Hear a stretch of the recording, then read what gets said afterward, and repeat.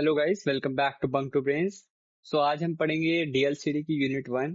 डीएलसीडी consider करा जाता है कि बहुत डिफिकल्ट चैप्टर है। सो बेसिकली इसलिए हमने इस डीएलसीडी को 3 मेजर पोर्शन में बांटा है फर्स्ट यूनिट के लिए। तो फर्स्ट यूनिट के लिए हम पहले पढ़ेंगे नंबर सिस्टम। यहाँ से आपका 1 से 2 नंबर के सवाल आ सकते हैं, 3 नंबर के भी आ जाते हैं कई बार। उसके बाद आता है major portion which is logic gates. This is very very important, चाहे वो मिड सेम के लिए हो या एंड सेम के लिए। और तीसरी आती है कॉम्बिनेशनल सर्किट। कॉम्बिनेशनल सर्किट, इस कॉम्बिनेशनल सर्किट और लॉजिक गेट से सवाल पक्का ही पक्का है। लॉजिक गेट में आपका के मैप और कॉम्बिनेशनल सर्किट में मल्टीप्लेक्सर। मल्टीप्लेक्सर और डिकोडर इनकोडर। मैं अभी स्टार्टिंग से ही बता रहा हूं, अगर किसी को डीएलसीडी में कुछ नहीं आ रहा तो केवल के मैप करके चले जाओ, मल्टीप्लेक्सर करके चले जाओ और डिकोडर करके चले जाओ, तुम पास तो आसानी से हो जाओगे इस 3 टॉपिक्स पे ही। क्योंकि ये 3 टॉपिक्स बहुत ही मेजर टॉपिक्स है इस पूरी यूनिट के, और यही इधर से डायरेक्ट क्वेश्चन आते हैं।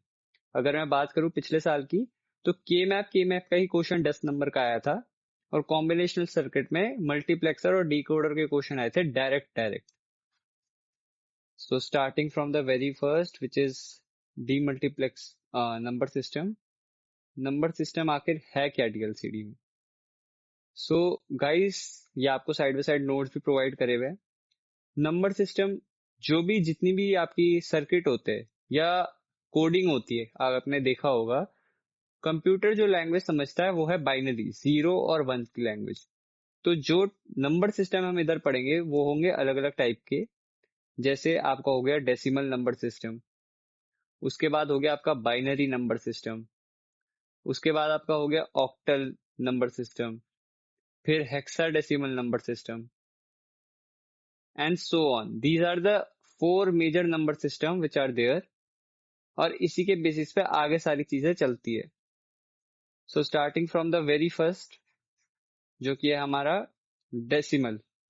अब इसमें मेन एक चीज आती है कन्वर्जन, जिसपे हम इस पूरी यूनिट में फोकस भी करेंगे। कन्वर्ट कैसे करी जाती है कोई एक आपकी नंबर सिस्टम टू अनदर। समझो आपको मैंने बाइनरी कन्वर्जन दे रखी है, तो मैं यहां लिखूंगा binary to decimal. So binary to decimal का क्या मतलब है? बाइनरी टू डेसिमल का मतलब है, समझो मैं आपको एक एग्जांपल से समझाता हूं। आपको कोई बाइनरी का नंबर दे रखा है, सपोज आपको यहाँ पे दे रखा है 1111, राइट। अब आप सोचोगे 111 है क्या? ये आपको एक बाइनरी नंबर दिया गया है, आप इसको डिकोड भी कर सकते हो। तो आपको इसका निकालना है कि ये डेसिमल में क्या बनेगा। अब डेसिमल में आपको ये निकालना है, तो हमेशा याद रखना इसमें बेसिस होते हैं। जैसे बाइनरी का बेस है 2, वैसे ही डेसिमल का बेस होता है 10। Got it? बाइनरी का बेस होता है 2 और डेसिमल का बेस होता है 10। तो हम क्या करेंगे, जैसे यहाँ पे 1 था, 1 1, 2 1, 3 1, 4 1। अब इसके नीचे हम लगाएंगे 2 के बेसिस। यहाँ पे 2 की पावर 0, 2 की पावर 1, 2 की पावर 2, 2 की पावर 3। ठीक है, अब हमने लिख दिया। अब हम इसकी पावर को इससे मल्टीप्लाई करेंगे और एंड में हम उसको प्लस कर देंगे, लाइक दिस। सो जो हमारा फाइनल रिजल्ट आएगा वो आएगा 8 + 4 + 2 + 1, दैट इज इक्वल टू 15। सो ये जो आपका बाइनरी कोड दे रखा है ये एक्चुअली में डेसिमल में 15 है। सो मैं एक बार फिर बता देता हूं, आपको कोई भी बाइनरी कोड दिया हुआ होता है उसको हम 2 के बेस में लेते हैं। 2 के बेस पे लेने के बाद अगर आपको उसको डेसिमल में कन्वर्ट करना है, डेसिमल का बेस होता है 10, तो हम इधर 2 लिखकर उसके बेसिस लगाना शुरू करेंगे, स्टार्टिंग फ्रॉम 0 1 2 3। अब उस बेस को हम मल्टीप्लाई करेंगे जो आपको बाइनरी कोड दे रखा है यहाँ पे, हर एक को, और उसके बाद उन सबको ऐड कर देंगे तो आपके पास आपका फाइनल आंसर आ जाएगा। अब इसी में अगर मैं आपको ये चीज हटा के नेक्स्ट दिखाऊं, जस्ट इसको हटा के,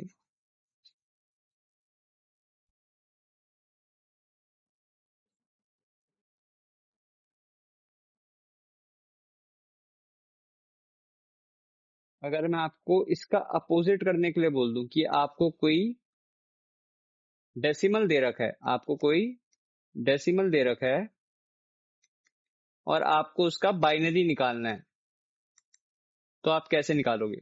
सो सपोज आपको डेसिमल सपोज दे रखा है 8, 8 का हमने 10 लगा दिया बेस, और आपको इसका बाइनरी ढूंढना है। अब ये कैसे करें सॉल्व? इसके लिए हम क्या करेंगे, इसमें हम डिवीजन मेथड यूज करेंगे। 2 से हम डिवाइड करेंगे 8 को। अब 2 से क्यों? क्योंकि हमें बाइनरी पे कन्वर्ट करना है उसको, इसलिए। तो जिसमें कन्वर्ट करना होता है उससे डिवाइड करते हैं। जब हम इसको डिवाइड करेंगे, तो 2 टू ज़ा, यहाँ पे हम रिमाइंडर लिखते जाएंगे। 2 टू ज़ा, यहाँ पे फिर 0, यहाँ पे 1 आ जाएगा, 2 वन ज़ा, और यहाँ पे 0। जब हम इस ऑर्डर को वापस लुकअप करेंगे, हम देखेंगे कि जो हमारा ऑर्डर बनता है, हम हमेशा से नीचे से स्टार्ट करेंगे। हमारा ऑर्डर बनेगा 1 0 0 0। हमने क्या किया, मैं आपको वापस बता देता हूँ। हमने जो हमारे को डेसिमल में हमको दे रखा था, नंबर 8 दे रखा था इस केस में, उसको हमें बाइनरी में कन्वर्ट करना था। तो बाइनरी में कन्वर्ट करने के लिए हम क्या करेंगे, वो जो 2 था हम उसको 2 से डिवाइड करेंगे, और उसके रिमाइंडर और क्वोशंट्स को हम स्टोर करते रहेंगे। और एंड में, जब हमारा एंड आएगा, जो भी हमारा रिमाइंडर होगा और जो भी हमारा फाइनल क्वोशंट्स आए, उसको हम ऑर्डर में लिख देंगे, रिवर्स ऑर्डर में। तो वही आपका बाइनरी बन जाएगा। अब बहुतों को ये डाउट आ जाएगा कि यहाँ पे ये 1 कैसे रह गया, ये 1 हमने यहाँ पे इंक्लूड क्यों कर दिया?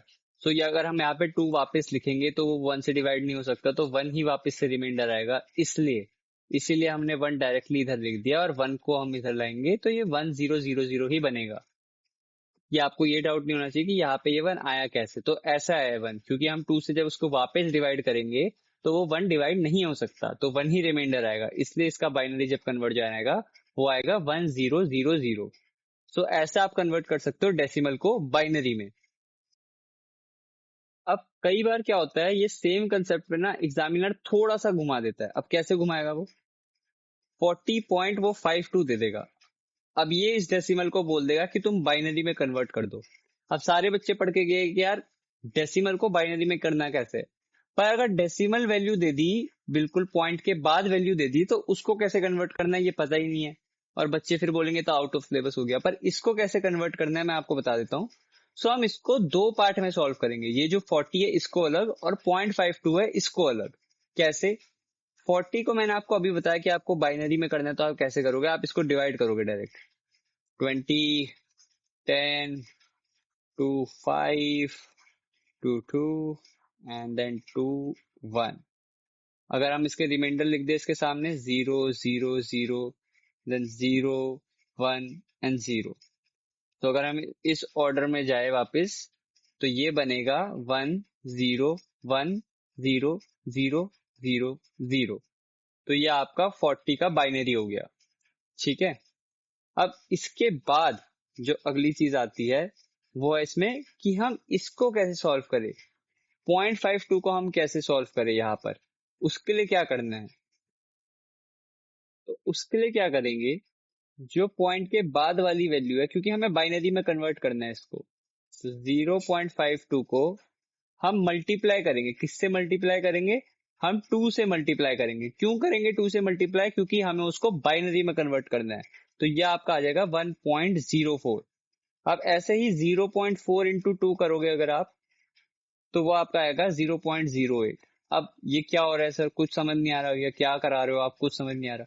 देखो 0.52 था यहाँ पर, अब 0.52 को मैंने 2 से मल्टीप्लाई किया क्योंकि मैंने को बाइनरी में कन्वर्ट करना था। अब मेरे पास वैल्यू आई 1.04। ठीक है। अब इसमें ये जो 1 आया है, अब इस 1 का क्या यूज करूंगा, मैं इस 1 को लिख दूंगा, ये जो फाइनल आंसर है यहाँ पर। अब आगे का जो बचा है 0.4, इसे मैं वापस लिख दूंगा इधर, और उसको 2 से वापस मल्टीप्लाई कर दूंगा, तो मेरा आया 0.08। अब फिर से जो ये वाली वैल्यू आई है 0, इसको मैं यहां लिख दूंगा, और 0.8 को मैं वापस मल्टीप्लाई करूंगा किससे, 0.08 को मैं मल्टीप्लाई करूंगा वापस किससे, 2 से मल्टीप्लाई करूंगा, तो ये आपका आएगा 0.16। अब फिर से ये जो 0 आया है, 0 को मैं यहां लिख दूंगा, और 0.16 को वापस से मल्टीप्लाई कर दूंगा। सो बेसिकली आप 3-4 डिजिट तक ये कर सकते हो और ये आपका फाइनल आंसर आ जाएगा डेसिमल के केस में। सो ऐसे आप सॉल्व कर सकते हो पॉइंट वाली वैल्यूज को भी डायरेक्टली। अब अगर आपको एक बेसिक समझ आ चुका है कि डेसिमल को बाइनरी, बाइनरी को डेसिमल कैसे करना है, पॉइंट की वैल्यूज कैसे करना है, तो फिर ऑक्टल, तो फिर हमारा जो ऑक्टल है और हेक्साडेसिमल है वो बिल्कुल ही आसान हो जाता है। अब क्यों? ऑक्टल का बेस हमेशा याद रखना, ऑक्टल का मतलब ही 8 है, तो 8 इसका बेस है। हेक्साडेसिमल का बेस है 16। अब भैया इस पे क्वेश्चन कैसे करें, इसको मैं क्वेश्चन से ही समझाता हूँ। ऑक्टल का क्वेश्चन लेते हैं। सपोज हमें दे रखा है 4040.52 डेसिमल में, किसमें? डेसिमल में। और इसे हमें कन्वर्ट किस में करना है? इसे हमें कन्वर्ट करना है ऑक्टल में। तो इसे कैसे करें? अभी जैसे बताया था सेम प्रोसेस, क्योंकि वहां पे बाइनरी में कन्वर्जन था इसलिए हमने 2 यूज करा। यहाँ पे वो सेम कन्वर्जन ऑक्टल में है, तो ऑक्टल का बेस क्या है? 8। तो ये 4040 को हम अलग लिखेंगे और हम डिवाइड किससे कर देंगे? 8 से। अब 8 से जब इसे डिवाइड करने बैठेंगे हम तो आएगा 505, फिर आएगा 63, फिर 8 से वापस डिवाइड करेंगे तो आएगा 7। और अगर हम इसके साइड बाय साइड इसके रिमाइंडर्स भी लिखते रहे तो आएगा ये फॉर्मेट। तो जब आप इसको लुक आफ्टर करोगे तो आपका आएगा 7710। तो ये क्या आया आपका? ये आया आपका केवल ये डिजिट। अभी हमें पॉइंट की वैल्यू अभी भी फाइंड करनी है, तो पॉइंट के लिए मैंने क्या बताया था? 0.52 लिखो और उसको मल्टीप्लाई कर दो किससे? 2 से? नहीं, 8 से। 2 से उसमें इसलिए क्या था? क्योंकि वो बाइनरी था, ये ऑक्टल है इसलिए यहाँ पे हम 8 से मल्टीप्लाई करेंगे। और जब 8 से मल्टीप्लाई करेंगे तो ये आपका आ जाएगा 4.16। अब क्या करना है भैया? ये जो 4 आया है इसको उठाओ और इधर पॉइंट लगा के लिख दो 0.4। तो बाकी का क्या करें? Same 0.16 into 8। फिर इसे सॉल्व करो, 1.28 आएगा। क्या करना है 1 का?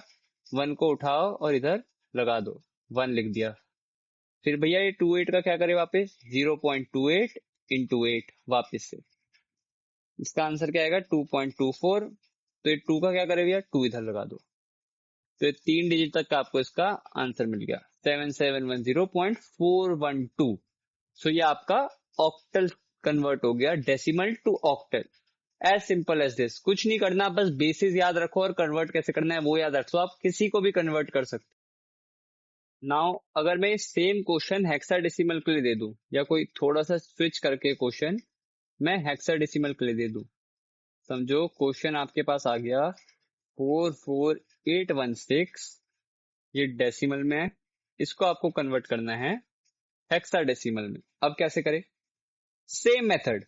इसका बेस कितना है? हेक्साडेसिमल का मैंने क्या बेस बताया था? 16। तो हम किससे डिवाइड करेंगे इस पूरे नंबर को? 16 को हम इस पूरे नंबर को डिवाइड करेंगे 16 से। अब जब तुम इसे डिवाइड करने बैठोगे तो ये आएगा 2801। फिर 16 को वापस डिवाइड करोगे तो वो आएगा 175। और जब वापस डिवाइड करोगे तो आएगा 10। अब इसके अगर मैं साइड बाय साइड रिमाइंडर लिखने बैठूंगा तो वो ये कुछ आएंगे। अब मैं इसको जब रिवर्स ऑर्डर में लिखूंगा तो ये आएगा 101510। अब तुम कहोगे भैया ये 1015 कैसे आ गया हेक्साडेसिमल में? क्योंकि काउंटिंग तो केवल 0 to 9 होती है। तो हेक्साडेसिमल के लिए क्या करें? यही एक चीज केवल याद रखनी है हेक्साडेसिमल में, कि हेक्साडेसिमल में और नंबर सिस्टम में केवल 0 to 9 तक होती है काउंटिंग। जैसे ही 10 आता है, जैसे ही हमारे पास 10 आ गया तो फिर चेंज हो जाता है। क्या चेंज हो जाता है? 10, 11, 12, 13, 14, 15, 16। अगर ये सारे हमारे पास आते हैं, मैं दिखा देता हूं। हाँ, तो इसके लिए हमें क्या करना पड़ेगा? इसके लिए हमें यूज करना पड़ेगा अल्फाबेट्स। कैसे अल्फाबेट्स? 10 के लिए हम यूज करते हैं ए, 11 के लिए बी, 12 के लिए सी, 13 के लिए डी, फिर ई, फिर एफ, और फिर 16 के लिए हम यूज करते हैं जी। तो हम अल्फाबेट्स यूज करते हैं उनकी जगह। अब यहाँ पे 10 आया है तो 10 के लिए हम क्या लिखेंगे? ए। फिर क्या है? 15। 15 के लिए हम क्या लिखेंगे उससे चेक करो f। और वापस अब बोलोगे भैया ये भी तो 10 ही है। नहीं, ये 10 नहीं है, ये 1 इधर आया है फिर 0 आया है। तो ये 10 को हम एज इट इज 10 ही लिखेंगे। यहाँ पे 10 पूरा नंबर आया था इसलिए वो कन्वर्ट हुआ ए में। यहाँ पे पूरा 15 आया था इसलिए वो कन्वर्ट हुआ है एफ में। आप समझे इधर। तो इसका फाइनल आंसर वापस बता देता हूँ। 1F10 will be the final answer of this conversion. ठीक है, ये हो गया। अब तुम बोलोगे यार भैया ये तो आपने डेसिमल वाला बता दिया, पर बाइनरी आ गया तो बाइनरी में भी कुछ नहीं करना, सेम कंसेप्ट कंसेप्ट समझ लो एक बार बस इसका। समझ लो तुम्हें ऑक्टल में दे रखा है और तुम्हें पूछ रहा है इसका बाइनरी बताओ क्या होगा। तो मैंने क्या बताया था, जब भी बाइनरी पूछे और तुम्हें डेसिमल दे रखा है, हेक्साडेसिमल दे रखा है, ऑक्टल दे रखा है, कुछ फर्क नहीं पड़ता, उसे लिखो 710, लिख दिया अलग अलग। ये बाइनरी के केस में बता रहा हूँ, अगर तुम्हें बाइनरी में कन्वर्ट करना है किसी को भी। अब क्या इधर बेस क्या है, बेस हमेशा बेस याद रखना है हमें कि बेस क्या है, और उसके बेसिस में हम उसको कन्वर्ट कर सकते हैं। अब जैसे यहाँ पे 0 है, यहाँ पे हमारे पास 0 गिवन, तो 0 जो है, अब 0 को हम नंबर सिस्टम में कैसे लिखते हैं बाइनरी के, 0 0 0। 1 को कैसे लिखते हैं, 0 0 1। 7 को कैसे लिखते हैं हम, 1 1 1। तो अब इस सबको कंबाइन कर लो, बन गया तुम्हारा आंसर 1 1 1 0 0 1 0 0 0। तो ये तुम्हारा बाइनरी बन गया। अब तुम पूछोगे भैया ये सारा याद कैसे करे, 0 0 1 0 0 0 1 1 1, इतना सारा कौन याद करे। तो इसकी एक शॉर्ट ट्रिक बता रहा हूँ, बस वो शॉर्ट ट्रिक याद कर लो। और वो अपने पेपर में ना लास्ट पेज पे बना भी लेना, ताकि तुम झट से कोई भी वो बना लो। कुछ नहीं करना, सिंपल पहले ना 1 2 3 4 5 6 7 8 बार 0 लिखो। 1 2 3 4 5 6 7 8, 8 बार 1 लिखो। उसके बाद क्या करना है, उसके बाद 4 बार 0 लिखो, 4 बार 1 लिखो, 4 बार 0 लिखो, 4 बार 1 लिखो। उसके बाद क्या करना है, उसके बाद 4 हो गया। अब इसके बाद 2 बार 0 लिखो, 2 बार 1 लिखो, 2 बार 0 लिखो, 2 बार 1 लिखो, 2 बार 0 लिखो, 2 बार 1 लिखो, 2 बार 0 लिखो, 2 बार 1 लिखो। और लास्ट वाले में 1 बार 0 1 बार 1, 1 बार 0 1 बार 1। और ऐसे ही इसको कंटिन्यू कर दो पूरा। अब इससे होगा क्या, अब इससे तुम्हें फायदा क्या हुआ मैं बताता हूँ। जब तुम ये पूरी टेबल, ऐसी ये तो थोड़ी टेढ़ी बन गई, पर जब ऐसे तुम पूरी टेबल बना लोगे तो ये हर नंबर के उसका बाइनरी आ जाएगा 4 डिजिट में। और ये बिल्कुल एक्यूरेट है। ये 0 हो गया, ये 1 हो गया, ये 2 हो गया, ये 3 हो गया, ये 4 5, और ऐसे से कंटिन्यू चले जाता है पूरा 16 तक। तो तुम्हें ऐसे कोई याद करने अगर तुम भूल भी जा रहे हो तो ये ट्रिक याद रखो, पहले 8 बार 0 लिखो, फिर 8 बार 1, फिर 4 बार 0 4 बार 1 4 बार 0, और ये पैटर्न याद रख लो तो तुम सारे, कोई भी बाइनरी बनाना होगा अगर किसी भी नंबर का, तो तुम बना पाओगे इजीली। और ये अभी मैं इसलिए बता रहा हूँ क्योंकि एडिशन सब्ट्रैक्शन मल्टीप्लेक्सर डीमल्टीप्लेक्सर बाकी चीजों में भी ये बहुत काम आएगा, क्योंकि तुम्हें ये पूरे कभी भी कोई सर्किट का कुछ टॉपिक पढ़ रहे हो तो बहुत काम आ सकता है कहीं भी। तो इसलिए ये याद कर लेना, अगर याद कर सकते हो तो अच्छा है, नहीं कर सकते तो ये चीज तो बता ही दी है तुम्हें कि कैसे याद कर सकते हो। तो अब ये नंबर सिस्टम में तो मेन मेन जो तुम्हारे कन्वर्जन्स थे वो इसी के आएंगे, कि decimal to binary, binary to decimal, और इसी में पूरा गेम घूमता रहता है। अब जो इसका अगला टॉपिक आता है, इसका अगला टॉपिक है एडिशन, एडिशन और सब्ट्रैक्शन। अब ये भी बहुत समझ लेना, क्योंकि मल्टीप्लेक्सर डीमल्टीप्लेक्सर वगैरह में एडिशन सब्ट्रैक्शन बहुत यूज होता है। सब बाइनरी एडिशन अगर तुम्हें करना है तो एडिशन के सिंपल रूल है, 0 + 0 = 0, 0 + 1 = 1, 1 + 0 is also equals to 1। पर जहां पे 1 + 1 आ गया तो वहां पे 0 होगा, और जो एक नंबर होगा वो होगा कैरी, वो हो जाएगा कैरी। तो इस केस में बनेगा तुम्हारा कैरी का ऑप्शन। ठीक है, कैरी का ऑप्शन किस में बनेगा, 1 + 1 के केस में। बाकी सब में तुम्हारा एज इट इज, जैसे एडिशन होती है नॉर्मली तुम फर्स्ट स्टैंडर्ड से करते आ रहे हो, सेम एडिशन जाएगी।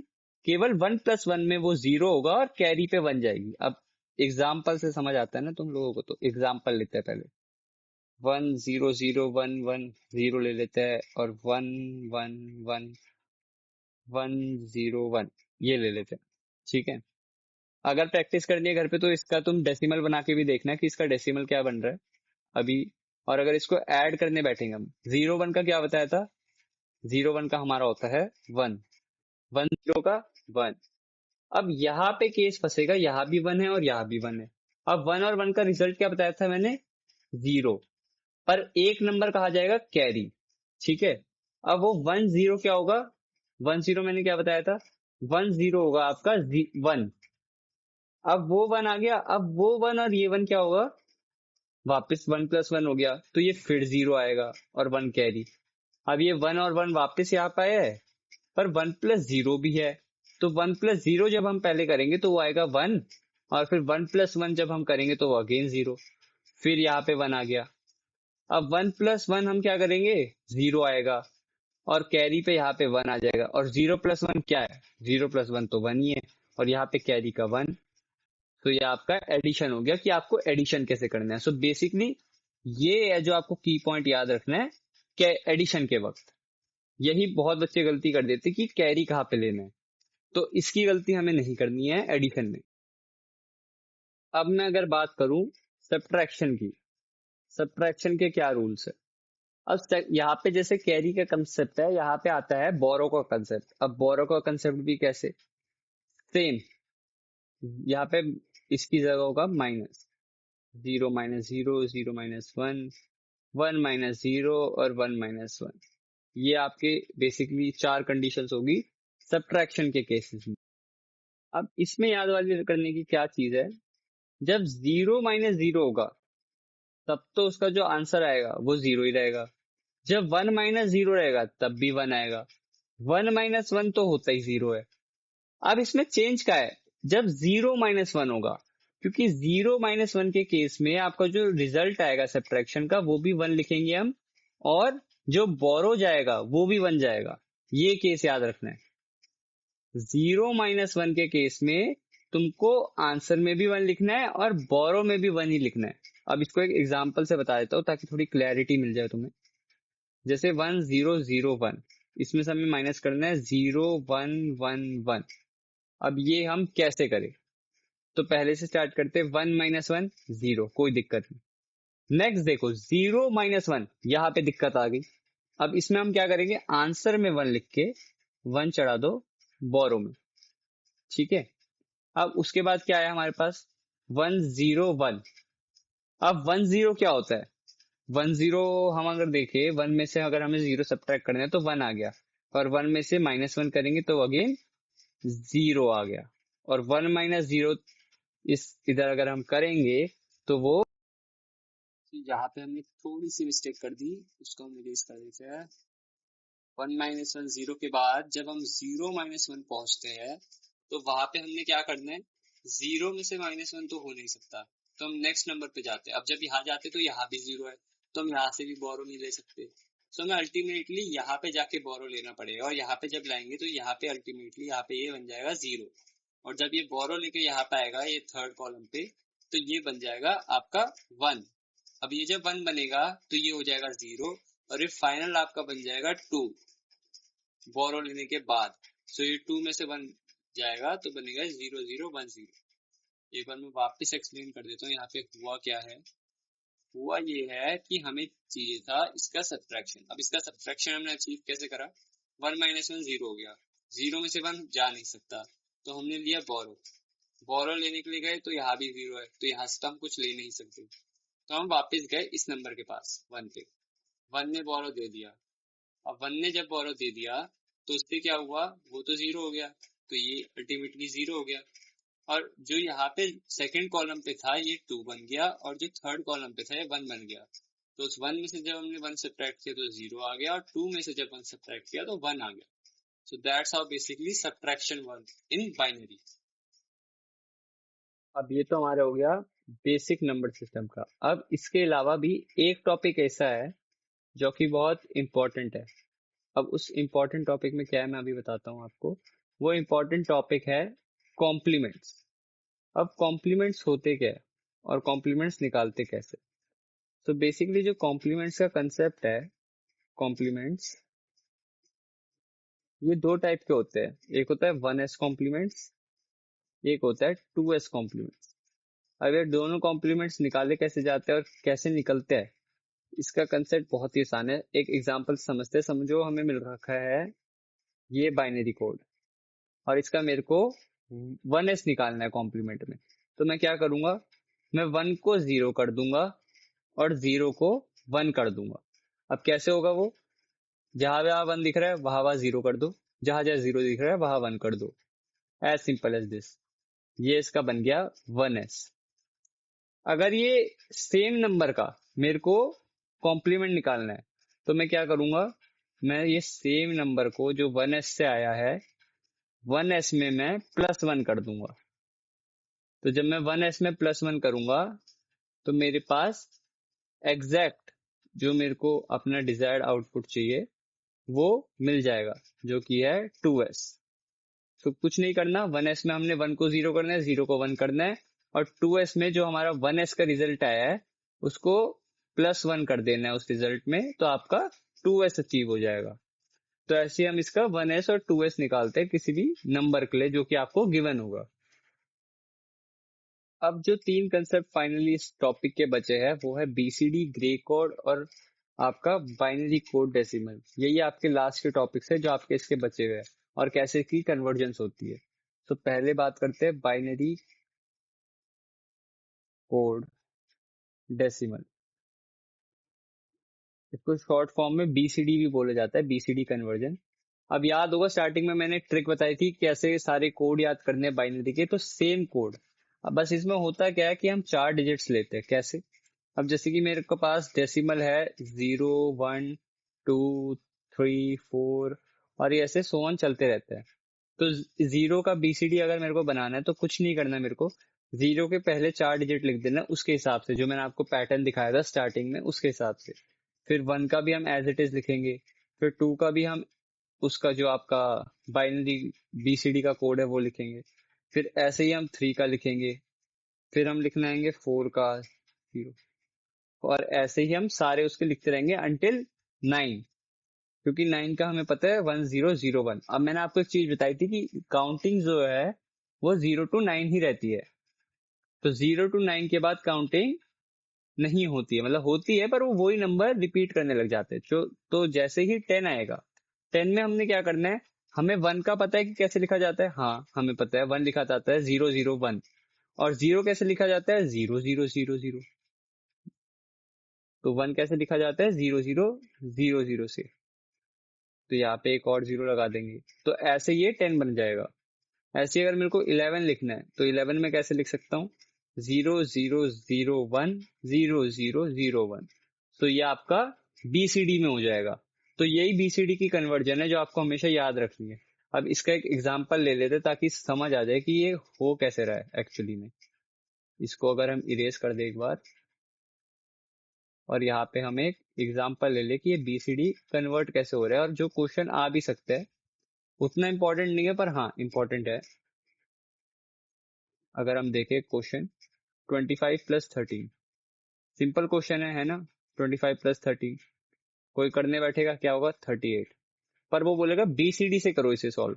तो कैसे करोगे, 2 का हमें पता है 0 0 1 0, 5 का हमें पता है 0 1 0 1, फिर हमें 1 का पता है 0 0 0 1, फिर हमें 3 का पता है 0 0 1 1। कुछ नहीं करना, ऐड कर दो। ऐड कैसे करोगे, अब इसे ऐड करने बैठोगे तो तुम्हारा आएगा 0 0, फिर आएगा तुम्हारा 0 1। ठीक है, अब फिर जब तुम इसे ऐड करने बैठोगे तो इसका आएगा 1 1 0 0। सो ये तुम्हारा एडिशन आएगा, तो वो तुम्हारा 38 के इक्विवेलेंट होगा। सो ऐसे तुम किसी भी प्रॉब्लम को सॉल्व कर सकते हो विदाउट कोई इश्यू के, और ऐसे सारी प्रॉब्लम सॉल्व हो जाएगी। बस तुम्हें वो चार्ट याद होना चाहिए कि कन्वर्ट हो कैसे रहा है, कोई भी चीजें कन्वर्ट हो कैसे रही है, तो तुम सारे क्वेश्चन उससे रिलेटेड सॉल्व कर पाओगे। अब इसके बाद जो एक कंसेप्ट आता है वो है ग्रे कोड और एक्सेस 3 कोड। ये क्या है, ग्रे कोड और एक्सेस 3 कोड। अब एक्सेस 3 कोड पेपर में आता है बहुत बार एंड सेम में ही पूछा गया, what is excess 3 code. Excess 3 code आखिर है क्या? नाम से ही समझ आ रहा होगा यहाँ पे 3 क्यों लिखा गया है। एक्सेस 3 कोड में, एक्सेस 3 कोड में 3 क्यों लिखा गया, उसका कुछ तो रीजन हो गई। अब उसमें ये रीजन है क्या वो मैं बताता हूँ आपको। जैसे जो आपका एक्सेस 3 कोड है, समझो आपको एक एग्जांपल से समझाता हूँ। यहाँ पे समझो आपको करना है 37 प्लस 28। ये आपको क्वेश्चन दे रखा है with using the concept of excess 3 code. अब एक्सेस 3 कोड में आप उसको ऐड कैसे करोगे ये आपको बताना है। तो कुछ नहीं करेंगे हम, पहले 37 को हम एज इट इज जो हम लिखते हैं 0110 0101, सेम जैसे जो बीसीडी में हमने यूज करा था ना कंसेप्ट, सेम सेम पहले हम नोट डाउन कर लेंगे। हम इसको ऐड करेंगे 1011 1010 सॉरी थोड़ा सा इरेज करना पड़ेगा। जब इसको ऐड करेंगे तो ये हमारे पास आएगा 10101। अब जब हम इसको सॉल्व करेंगे तो हमें दिख रहा है कि यहाँ पे एक वन ज्यादा है, तो इस वन को हम आगे फॉरवर्ड कर देंगे, यहाँ पे प्लस हो जाएगा और आपके पास फाइनल आउटपुट आ जाएगा 1100 और 0101। ये आपका फाइनल आउटपुट आ गया। अब इसमें एक्सेस 3 कैसे लगाना है वो देखो। अब एक्सेस 3 की दो कंडीशन होती है। पहली कंडीशन जिसमें कैरी है उसमें +3, और जिसमें नहीं कैरी नहीं है उसमें -3। ठीक है। अब इसमें कैरी था तो इसमें क्या होगा +3, इसमें कैरी नहीं था तो इसमें क्या होगा -3। अब -3 कैसे, अब ऐसे -3 ऐसे लिखोगे नहीं, -3 कैसे लिखोगे, माइनस क्या करोगे इसमें से -0011, इसमें क्या करोगे +001 एंड 1, 3 नहीं लिखोगे यहाँ पे। और इसे जब सॉल्व करोगे तो ये तुम्हारा बाइनरी का कन्वर्ट आ जाएगा 1001 1000, तो वो क्या होगा तुम्हारा 65। वापस बता दे रहा हूं, सेम बीसीडी की तरह पहले तो ऐड करो, अगर कोई एक्स्ट्रा कैरी आ रहा है उसे दूसरी तरफ ले जाओ, फिर जो तुम्हारा फाइनल आंसर आया है बीसीडी के बाद उसमें एक्सेस 3 कैसे लगाना है। अगर कैरी है तो उसमें कर दो +3, अगर कैरी नहीं है तो उसमें कर दो -3, और तुम्हारा आंसर रेडी है। सो ये तुम्हारा हो गया एक्सेस 3 कोड। और एक्सेस 3 कोड जरूर करके जाना, क्योंकि एक्सेस 3 कोड के कई बार डायरेक्ट सवाल आ जाते हैं कि इसको एक्सेस 3 कोड से सॉल्व करो और आंसर बताओ। तो बेसिकली कोई भी अगर एक्सेस 3 का या बीसीडी का क्वेश्चन आता है तो तुम्हें बस वो चार्ट याद होना चाहिए कि वो चार्ट में क्या था। अब इसके बाद जो अगला टॉपिक आता है हमारा वो आता है ग्रे कोड। क्या होता है ग्रे कोड? कुछ नहीं, जैसे से डेसिमल नंबर होते हैं और उसका ग्रे कोड निकालना है।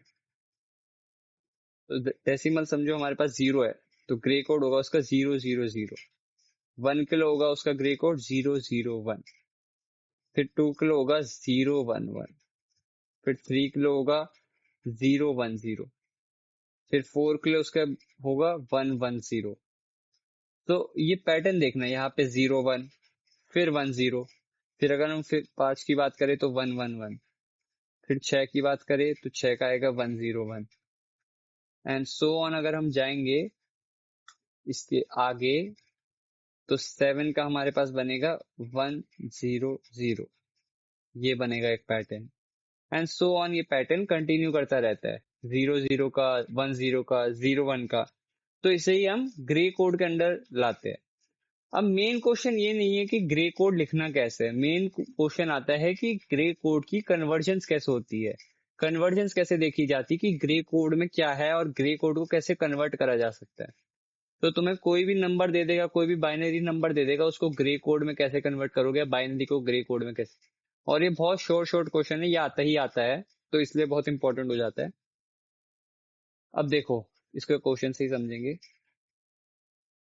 जैसे कि तुम्हें एक बाइनरी दे रखा है और वो बोल रहा है इसे ग्रे कोड में कन्वर्ट करो, ग्रे कोड में कन्वर्ट करो, और बाइनरी नंबर तुम्हें इधर दे रखा है 111। तो ये 7 है, डेसिमल में 7 है, बाइनरी में 111 है। ठीक है। अब ये बोल रहा है इसको तुम ग्रे कोड में कन्वर्ट करो। अब तुम इसको कन्वर्ट कैसे करोगे, यहाँ पे क्वेश्चन याद। तो अब यहाँ पे कंसेप्ट आता है मोस्ट सिग्निफिकेंट बिट। अब मोस्ट सिग्निफिकेंट बिट कौन सी होती है, ये आपकी पहली वाली इसको हम कहेंगे मोस्ट सिग्निफिकेंट बिट। तो इसको हम एज इट इज लिख देंगे नीचे, जो कि है 1। तो इसको हम ग्रे कोड में कन्वर्ट कर रहे हैं। ग्रे कोड याद रखना हम यूनिट कोड भी बोलते हैं, क्योंकि उसमें ग्रे कोड में हमेशा एक यूनिट का चेंज आता है। जो आपको मैंने पीछे टेबल बना के दिखाया था ग्रे कोड का, आप उसको नोटिस करना, उसमें हमेशा एक यूनिट का डिफरेंस आता है। तो इसलिए ग्रे कोड को हम यूनिट कोड भी बोलते हैं, क्योंकि उसमें केवल एक यूनिट का डिफरेंस आता है। तो ये मोस्ट सिग्निफिकेंट बिट को हम एज इट इज लिखेंगे, यहाँ पे 1 लिख दिया हमने। इसके बाद ये जो 1 है, इसका हम एक्सोर करेंगे इस 1 के साथ। अब आप पूछोगे एक्सोर क्या है, वो मैं लॉजिक गेट्स में और डेप्थ में बताऊंगा, पर अभी के लिए आप ये समझ रहे हो एक्सोर एक ऑपरेशन है। मैं आपको उसके रूल्स बता देता हूँ यहाँ पे 1 0 1 1, जहां कहीं भी, जहां, तो एक्सोर के ऑपरेशंस ये होते हैं आपके सामने जो मैंने लिख रखे हैं, अभी आपको दिख भी रहे होंगे। तो कुछ नहीं करना, वापस से मैं एक बार बता देता हूँ कि इसमें क्या करना है। बेसिकली हमने, जैसे कि जो 1 था वो हमारा मोस्ट सिग्निफिकेंट बिट था, तो हमने उसे एज इट इज लिख दिया। अब हम ये जो एक्सोर ऑपरेशन है ये परफॉर्म करेंगे इस बाइनरी नंबर जो हमें गिवन है। 1 और 1 का जब हम एक्सोर करेंगे तो वो क्या है, 1 और 1 का एक्सोर 0, तो यहाँ पे क्या आ गया 0। फिर अगले दो 1 और 1 का वापस एक्सोर करेंगे तो क्या आएगा 0। सो ये 1 0 0 आपका क्या हो गया, ग्रे कोड। अब इसी को रिवर्स कर दो, समझो आपको ग्रे कोड दे रखा है 1 0 0, और आपसे पूछ रहा है इसका तुम बाइनरी बताओ, तो कैसे करोगे। इसमें कुछ नहीं करना, वापस से कुछ भी नहीं आ रहा, पहले तो मोस्ट सिग्निफिकेंट बिट लिखो 1। अब पहले हम क्या कर रहे थे, हम इस 1 और 0 का जोर कर रहे थे। इधर ये नहीं है, इधर हम जो ये मोस्ट सिग्निफिकेंट बिट लिखिए इसका और अगले नंबर का जोर करेंगे। तो 1 और 0 का जोर क्या होगा 1। अब फिर इस 1 का जोर करेंगे इस 0 से। 1 और 0 का जोर क्या होता है, एक्सोर, वो होता है 1। तो आपका फाइनल आंसर आ गया 1 1 1। वापस से देख लो ताकि आपको कोई कंफ्यूजन ना आए। इस केस में हमने जो बाइनरी है उस पे जोर लगाया है, और जब ग्रे कोड गिवन होता है तब हम जो रिजल्ट है उस पर जोर लगाते हैं। तो इसलिए आप इससे आप ग्रे कोड को भी कंप्लीट कर सकते हो। तो इसी के साथ जितने भी मेन टॉपिक्स थे आपके कन्वर्जेंस के, आपको पीडीएफ में ही मिल जाएंगे सारे एग्जाम्पल कन्वर्जेंस के, वो हो चुके हैं। इसमें आपके जो main question point of view से इंपॉर्टेंट है वो है आपका बीसीडी, हेक्साडेसिमल, फिर आपका एक्सेस, एक्सेस 3 और ग्रे कोड। इसमें भी मेनली आपका ग्रे कोड, एक्सेस 3 और बीसीडी का वो table, table of BCD is very very important. ये 4 टॉपिक है जो कि बहुत इंपॉर्टेंट है, और आपका नंबर सिस्टम इसके साथ कंप्लीट हो जाता है। तो now the second part of the unit is logic gates in digital electronics. Logic gate, जैसे मैंने आपको बताया था, one of the most important topic of this unit is logic gates. ये लॉजिक गेट्स काम कैसे करते हैं। तो अब इसमें सबसे पहले से हम स्टार्ट करेंगे कि कौन कौन से टाइप के लॉजिक गेट्स हमारे पास है। तो सबसे पहले आता है बेसिक गेट्स। अब बेसिक गेट कौन कौन से है आपके पास। बेसिक गेट हमारे पास है नॉट, एंड, और गेट, एंड, नॉट, और। अब ये गेट्स है कैसे कैसे कैसे डिजाइन होते हैं वो भी हम आगे बात करेंगे। फिर आता है यूनिवर्सल गेट्स। अब यूनिवर्सल गेट्स कौन से होते हैं, यूनिवर्सल गेट्स आपके होते हैं नैंड और नॉर गेट, और अर्थमेटिक गेट्स आपके होते हैं एक्सोर और एक्सनोर गेट। अब जब आपका कोई भी सर्किट होता है, सर्किट में जब जो इनपुट है वो डिसेबल करी जाती है, तो एंड में 0 आता है और में 1 आता है। और जब इनपुट इनेबल करी जाती है तो एंड में 1 आता है और में 0 आता है।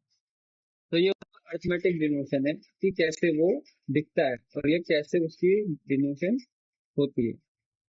Now coming to the very first gate which is the not gate. अब नॉट गेट कैसे बनता है।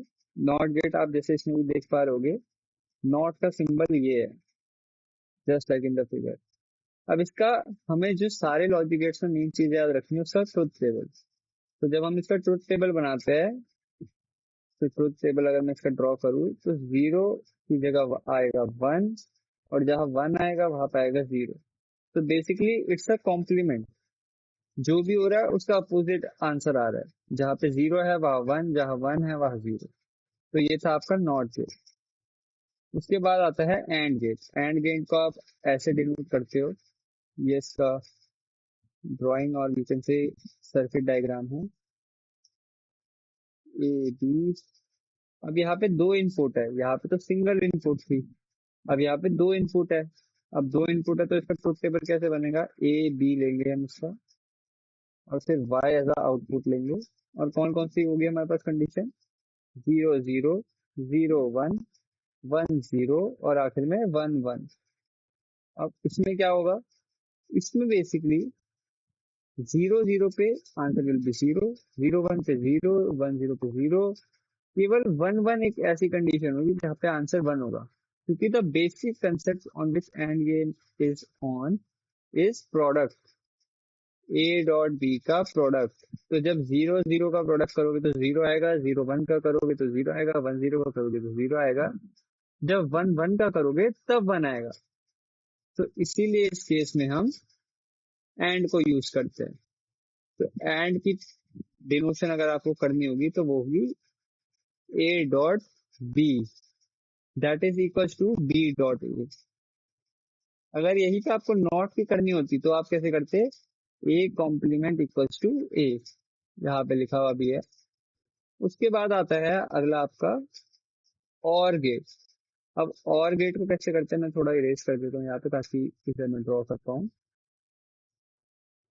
और गेट के लिए हम सेम प्रॉपर्टी, बस थोड़ी सी डिफरेंस है। और गेट को पहली चीज हम डिनोट करेंगे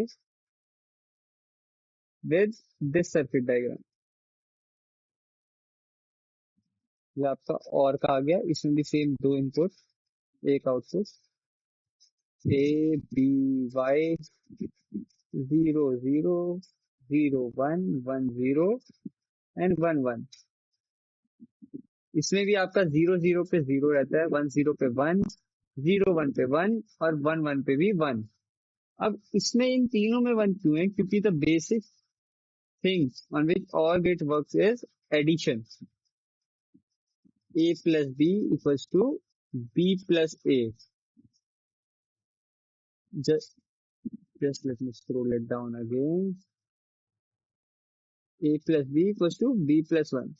अब जैसे कि आप इसमें देख पा रहे होगे a plus b equals to b plus a, ये एज इट इज आ जाएगा। अब लॉजिक गेट में और गेट कर क्या रहा है, और गेट प्लस कर रहा है, तो 0 प्लस 0 क्या होगा आपका आउटपुट में, 0 होगा। 0 प्लस 1 क्या होगा, 1 होगा। 1 प्लस 0 क्या होगा, 1 होगा। अब 1 प्लस 1 क्या होगा, 2 होता है, पर क्योंकि हम बाइनरी में केवल 0 और 1 में रिप्रेजेंट कर पाते हैं तो इसलिए हम इधर केवल 1 लिखते हैं। तो ये है आपके तीनों बेसिक गेट्स जो कि यूज होते हैं, नॉट, एंड और और। अब हम आगे बढ़ेंगे अगर, और अब हम मूव करेंगे यूनिवर्सल गेट। यूनिवर्सल गेट हमारे पास दो आते हैं, एक होता है नैंड गेट, एक होता है नॉर गेट। अब नैंड क्या है, nand is just the opposite of and gate. And gate हमारा क्या था कि हमने ये सर्किट डायग्राम ड्रॉ करा था, किसके लिए, एंड के लिए। अब नैंड में क्या लग जाएगा, यहाँ पे बस एक नॉट लग जाएगा, यहाँ पे ये दिख रहा है सर्कल, ये आपका नैंड गेट बन जाएगा। अब ये बेसिकली है क्या, जैसे कि पहले हमारा जो सर्किट था उसकी जगह हम इक्वेशन लिखते थे तो वो ए डॉट बी था, इसमें भी सेम, बट क्योंकि हमने नैंड यूज करा है और नॉट यूज करा है हियर, तो इसके ऊपर हम कॉम्प्लीमेंट लगा देंगे। तो कॉम्प्लीमेंट से हुआ क्या, अगर हम इसका ट्रुथ टेबल बनाएंगे ए बी वाई 0 0 0 1 1 0 और 1 1, तब इसमें क्या होगा, क्योंकि अब इसमें हमने अपोजिट लिया है और 0 0 पहले क्या हो रहा था, 0 0 0 होता है तो 0 आ रहा था, पर जहां जहां 0 था वहां वहां 1 आएगा और जहां जहां 1 था वहां 0 आएगा। तो इसका ट्रुथ टेबल कुछ ऐसे बनेगा जैसा आप देख पा रहे हो। तो basically it is the complement of and gate. Moving to the next one which is the nor gate. अब नॉर गेट में क्या है, नॉर गेट का पहले मैं ये इरेज कर देता हूँ ताकि फिर मैं यहाँ पे ड्रॉ कर पाऊँ। नॉर गेट के लिए हमने क्या करा, नॉर गेट के हमने कुछ नहीं, सेम फिगर, बस हमने यहाँ पे एक नॉट लगा दिया, तो वो क्या हो गया, जो पहले हमारा और गेट था वो और गेट का कॉम्प्लीमेंट बन गया। तो सेम जो पहले और गेट था अगर उसको उल्टा कर दोगे तो आपका नॉर गेट बन जाएगा। तो इसलिए बेसिक्स अगर आपको ये 3 गेट आते हैं तो आप कोई भी गेट और याद कर सकते हो, जो कि हमारे थे नॉट गेट, एंड गेट और गेट। अब उसके बाद जो मेन आपके 2 गेट और आते हैं वो है एक्सॉर गेट और एक्सॉर गेट। अब इन दोनों गेट में क्या है, पहले बात करते हैं एक्सॉर गेट की। एक्सॉर गेट में क्या होता है, बेसिकली अर्थमेटिक ऑपरेशंस के काम आता है।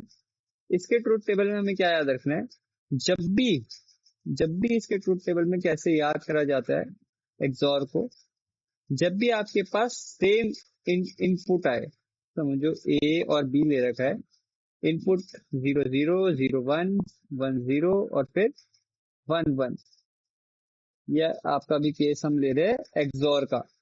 अब एक्सॉर में क्या होगा, जब भी सेम इनपुट आ रहे हैं आपके पास 0 0, तो आउटपुट वही रहेगा, और जब जब चेंज हो रहे हैं तो आउटपुट 1 आ जाएगा।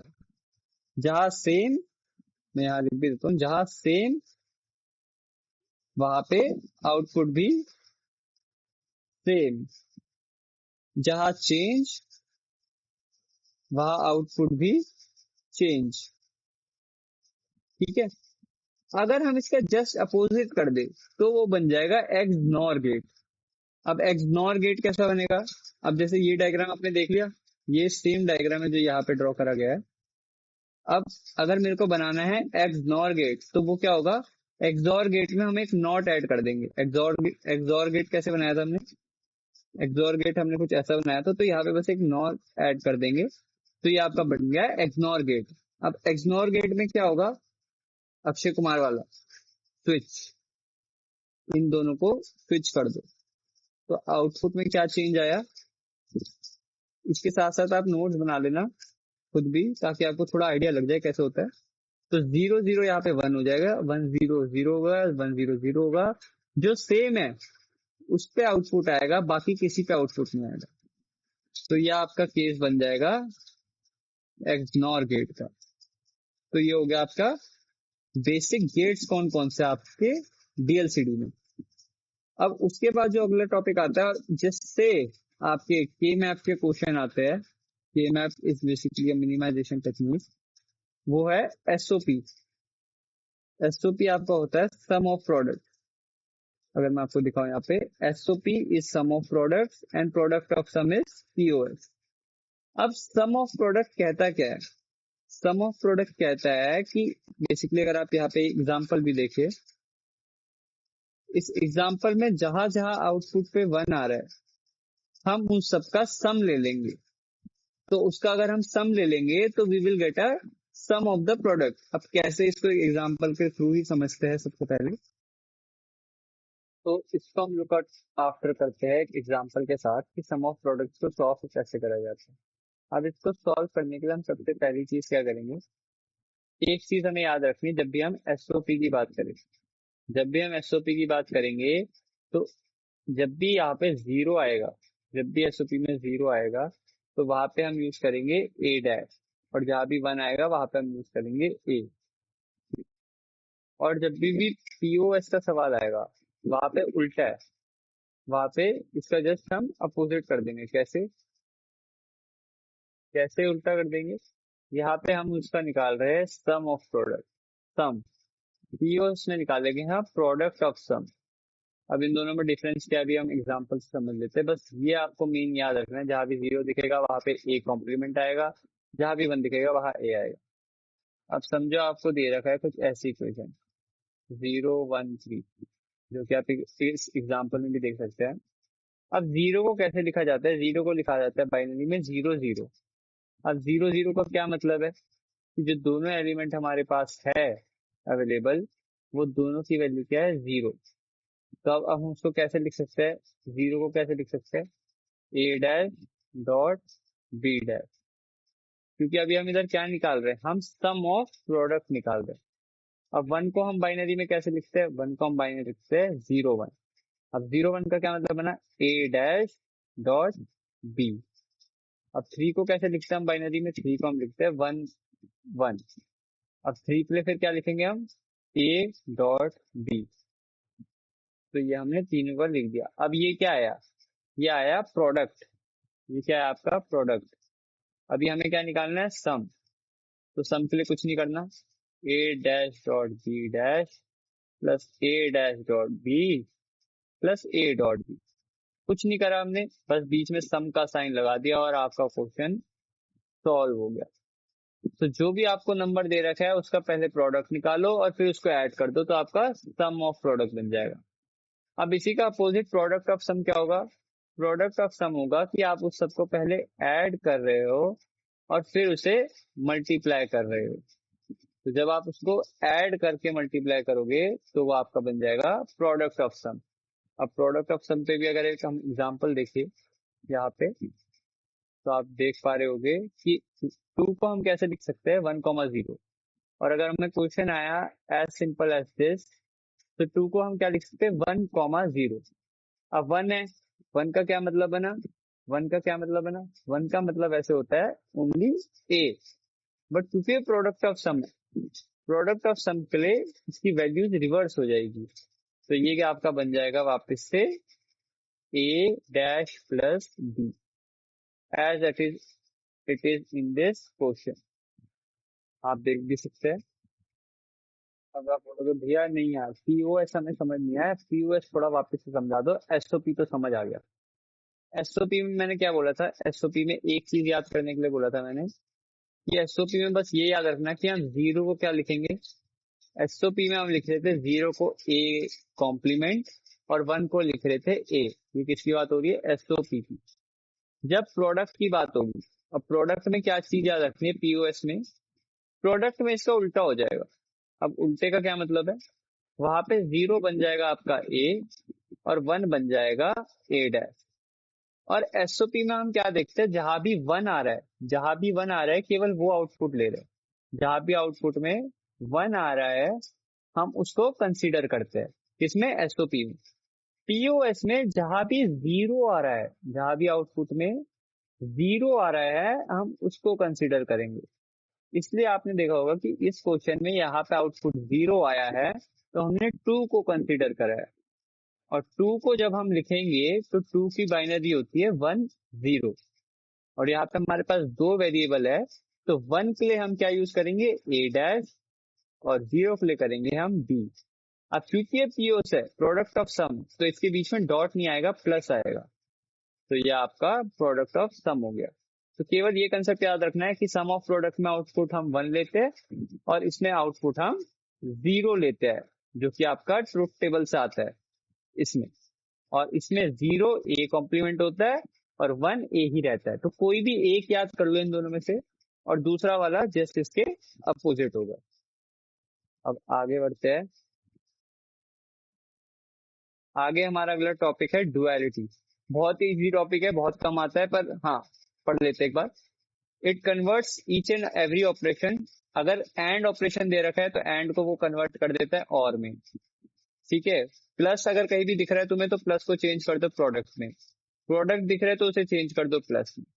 बस यही चीज आपस में घूमती रहती है और इसी को आपस में इंटरचेंज करते रहते हैं। जैसे कि ये क्वेश्चन देखो, A plus B, A B plus A complement C plus B C equals to Y. अब इसका हमें डुअल एक्सप्रेशन लिखना है। अब डुअल एक्सप्रेशन के का क्या करना पड़ेगा, यहाँ पे हम जहां भी प्रोडक्ट दिख रहा है प्रोडक्ट की जगह क्या कर दो, सम कर दो। तो मैंने क्या कर दिया, ए प्लस बी कर दिया। यहाँ पे प्लस दिखा, प्लस की जगह क्या कर दो, प्रोडक्ट कर दो। जहां भी ए डैश कॉम्प्लीमेंट नहीं छेड़ना बस हमने, जहां भी प्रोडक्ट दिखा वहां पे सम कर दो, जहां सम दिखा वहां प्रोडक्ट कर दो, जहां प्रोडक्ट दिखा वहां सम कर दो, और ये तुम्हारा आंसर तैयार है। अगर तुम यहाँ भी छोड़ दोगे तो तुम्हें नंबर मिल जाएंगे पूरे। तो ऐसे तुम डुअलिटी सॉल्व कर सकते हो। और complement is the inverse of the function. अब इनवर्स में तुमने डी मॉर्गन थ्योरम पढ़ा होगा कि अगर ए कॉम्प्लीमेंट बी है तो वो A complement dot B complement होगा। अगर ये दो रूल्स याद कर लेना, बेसिकली डी मॉर्गन थ्योरम है, तुमने पढ़ी होगी पहले भी, तो उससे तुम्हारे कॉम्प्लीमेंट सॉल्व हो जाते हैं। मेनली जो क्वेश्चन आता है वो डुअलिटी पे आता है, अगर आता भी है तो डुअलिटी अच्छे से पढ़ के चले जाना कि डुअलिटी के क्या रूल्स है। तो उसके बस वही रूल्स है जो अभी मैंने बताया कि वो एंड को और में कन्वर्ट कर देता है, प्रोडक्ट को वो सम में कन्वर्ट कर देता है और इंटरचेंज करता है बस वैल्यू। इसके बाद जो कंसेप्ट आता है उससे आते हैं मेन क्वेश्चन आपके, कि मिनिमाइजेशन कंसेप्ट। अब मिनिमाइजेशन क्या होता है, जो सर्किट होता है ना, सर्किट बहुत कॉम्प्लेक्स भी बन जाते हैं कई बार, तो हमें उसको मिनिमाइज करना पड़ता है छोटे सर्किट में। अब वो मिनिमाइज कैसे करें हम इतने बड़े सर्किट को छोटे सर्किट में, तो उसके बहुत सारे तरीके होते हैं, बूलियन अलजेब्रा टेक्निक, के मैप, क्विंसली टेक्निक, बहुत सारी टेक्निक्स होती है बेसिकली। अब हम लुक आफ्टर करेंगे each one of them. Start करते हैं बूलियन अलजेब्रा से। बूलियन अलजेब्रा के क्वेश्चंस आते हैं, पर टेक्निकली बहुत कम आते हैं, आते भी है तो एक दो नंबर में आ जाएंगे। इसके लिए कुछ नहीं करना, ये जितने भी रूल्स यहाँ पे लिखे हैं, ये सारे रूल्स आपको याद करने पड़ेंगे मोटे मोटे। अब कौन कौन से रूल्स मेन है, एंड प्रॉपर्टीज के रूल्स मेन है, और प्रॉपर्टीज के रूल मेन है। इसके अलावा डी मॉर्गन्स तो आपने पहले भी पढ़ा हुआ है, तो वो आपको याद रहेगा ही रहेगा। मेनली जो आपकी प्रॉपर्टीज है वो एंड की है और की है। किसी भी एक की याद कर लो और उसके बाद दूसरे की, उसका ऑटोमेटिकली थोड़ा बहुत इफेक्ट पड़ जाता है और याद हो ही जाती है।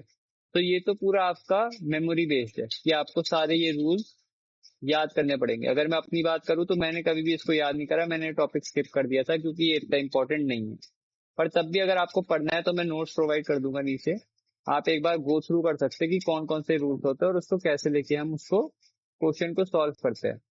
तो अगर आप नीचे क्वेश्चंस भी देखोगे कि आपको एक्सप्रेशन दे दिया, तो आपको उस एक्सप्रेशन को केवल एक्सपैंड करना है डी मॉर्गन्स लगा के या फिर एंड और ऑपरेशंस के रूल्स एंड लगा के, तो आप इवेंचुअली आंसर तक पहुंच जाओगे केवल ये सेट ऑफ रूल्स लगा के जो कि आपको ऊपर दिख रहे हैं, एंड के और प्रॉपर्टीज के। अब इसके बाद मेन जो आता है वो है के मैप। के मैप ये बहुत ही इंटरेस्टिंग टॉपिक भी है और लंबा टॉपिक भी है थोड़ा सा। अब के मैप क्या है, के मैप एक मिनिमाइजेशन टेक्निक है जिसमें आप मैपिंग के थ्रू सर्किट बनाते हो। कैसे, अब इसमें भी बहुत टाइप के होते हैं, 2 वेरिएबल, 3 वेरिएबल, 4 वेरिएबल, 5 वेरिएबल। पर मोस्टली जो होता है वो 3 वेरिएबल आता है, 4 वेरिएबल आता है। 2 बहुत ज्यादा इजी हो जाता है, 5 बहुत ज्यादा हार्ड हो जाता है करने में, तो 3 और 4 आता है। और मोस्टली उसमें भी 4 के बहुत हायर चांसेस रहते हैं आने के। 3 का बेसिकली आता है मल्टीप्लेक्सर में, और के मैप आपको मल्टीप्लेक्सर और डी मल्टीप्लेक्सर और डी कोडर इन सब में काम आएगा, क्योंकि मैपिंग बहुत ही जरूरी होती है। अब समझो आपके पास है 2 वेरिएबल का के मैप, तो 2 वेरिएबल का के मैप का मतलब क्या हुआ, आपके पास 2 वेरिएबल है। तो 2 वेरिएबल का के मैप कैसे बनेगा मैं आपको दिखाता हूँ। 2 वेरिएबल का मतलब हो गया आपका कि आपके पास 2 वेरिएबल है ए और बी। तो हम इनपुट आउटपुट लिखेंगे 0 1 0 0, यहाँ पे हम लिखेंगे 0 1 2 और यहाँ पे 3। अब इससे फर्क क्या पड़ेगा, ये जो पहला बॉक्स है, मैं कोई दूसरे कलर से भी ले लेता हूँ, ये जो पहला बॉक्स है यहाँ पे इनपुट है 0 0, यहाँ पे है 0 1, यहाँ पे है 1 0 और यहाँ पे है 1 1। तो ये आपके इनपुट्स है जो कि आपको प्रोवाइड किए गए, क्योंकि जब भी हम ट्रुथ टेबल बनाते हैं, आपने ट्रुथ टेबल बनाते वक्त हमें देखा होगा कि जब भी 2 वेरिएबल की बात आती है हम यही इनपुट्स लेते हैं, 0 0 0 1 1 0 एंड 1 1। तो अगर आप इसका बाइनरी कन्वर्जन देखोगे तो वो ऐसे ही आएगा 0 1 2 3, और उसके इनपुट्स मैंने नीचे येलो कलर से मार्क कर दिए। तो इसलिए ये आपका बन जाएगा 2 वेरिएबल का। सिमिलरली अगर आप यहाँ पे देखोगे जाकर, तो आपको 3 वेरिएबल का दिख जाएगा कि हमने ए इधर रख दिया, बी सी हमने इधर रख दिया, 0 1 हमारे इनपुट, फिर ऐसी सेम आउटपुट हमने यहाँ पे रख लिए। पर इसमें जो एक डिफरेंस हो जाता है कि 0 1 3 2 आता है और फिर 5 7 6 आता है। नॉर्मल काउंटिंग नहीं चलती है इसमें कि 1 2 3 4 5 6 7 8, वैसे नहीं, 1 0 1 3 2, depending on the input output ये चेंज होता है। क्योंकि यहाँ पे ए है तो उसमें या तो 0 आ सकता है या 1, यहाँ पे बी सी 2 है तो इसलिए यहाँ पे 2 हमने इनपुट आउटपुट ले ली, 0 0 0 1 1 1 और 1 0। अब तुम्हें इसमें बेसिकली याद क्या करना है, तुम्हें ये पैटर्न याद करना है जो कि इधर दे रखा है। इस बॉक्स को अगर तुम केयरफुली लुक करोगे तो तुम्हें ये पैटर्न याद रखना पड़ेगा कि 0 0 0 का मतलब 0, 0 0 1 कौन सा होता है 1, 0 1 1 किसका होता है 3, 0 1 0 किसका होता है 2। तो तुम्हें ये नंबर से याद करने हैं, 0 कहाँ पे, 1 कहाँ पे, 3 कहाँ पे, 2 कहाँ पे, 4 कहाँ पे, 5 कहाँ पे, 6 कहाँ पे, 7 कहाँ पे। तो बस तुम्हें ये याद रखना है थ्री वेरिएबल प्रॉब्लम्स ऑफ के मैप में। ठीक है। उसके बाद अगर हम बात करें फोर वेरिएबल की, फोर वेरिएबल में भी सेम होता है। यहाँ पे ए बी आ गया तो इधर इसलिए दो इनपुट आ गए, यहाँ पे सी डी है इसलिए यहाँ पे भी दो इनपुट आ गए। अब उसके बाद जीरो जीरो जीरो यहाँ पे तो क्या हो गया जीरो, फिर ऐसी वन थ्री टू फोर। तो ये केवल बाइनरी, अगर आप इन दोनों को जोड़ते रहोगे ना तो आप ये पूरी टेबल खुद से बना लोगे। और जब आप ये टेबल एक बार खुद से बनानी सीख गए तो आपको कभी दिक्कत ही नहीं आएगी। समझो मैं आपको एग्जांपल दे देता हूँ। समझो यहाँ पे है वन वन और मेरे को बताना है यहाँ पे कौन सा बाइनरी है। तो ये बना क्या, वन वन जीरो वन। तो वन वन जीरो वन क्या होता है आपका, 13 होता है। तो इसलिए हमने यहाँ पे क्या लिखा है 13। तो ऐसा आपका फोर वेरिएबल का के मैप बन जाएगा। अब के मैप में हमें बेसिकली पेयर फाइंड आउट करने पड़ते हैं कि पेयर कैसे बनाए। अब पेयर कैसे बनते हैं, अगर टू वेरिएबल का के मैप है तो हम पेयर ऐसे बना सकते हैं जो कि लिखा हुआ है, जो कि हम पेयर कैसे बना सकते हैं, टू चल के जीरो वन। हम पेयर ऐसे बना सकते हैं, हम पेयर ऐसे बना सकते हैं। बस हम पेयर ऐसे डायगनली नहीं बना सकते इसमें। और हम इन चारों का भी एक बड़ा पेयर बना सकते हैं इसके बाद, जिसमें चारों आ रहे हैं। तो ऐसे पेयर बनते हैं case of two variable. Three variable में वो कैसे बन सकते हैं, थ्री वेरिएबल में हम इसको ऐसे बना सकते हैं कि पहले तो नॉर्मल, हमेशा टू के मल्टीपल में बनेंगे जब भी बनेंगे। हम इसको ऐसे बना सकते हैं, हम इसको ऐसे बना सकते हैं, ऐसे बना सकते हैं। बहुत सारे मेथड है, वो सारे पेयरिंग के मेथड यहाँ पे लिख रखे हैं।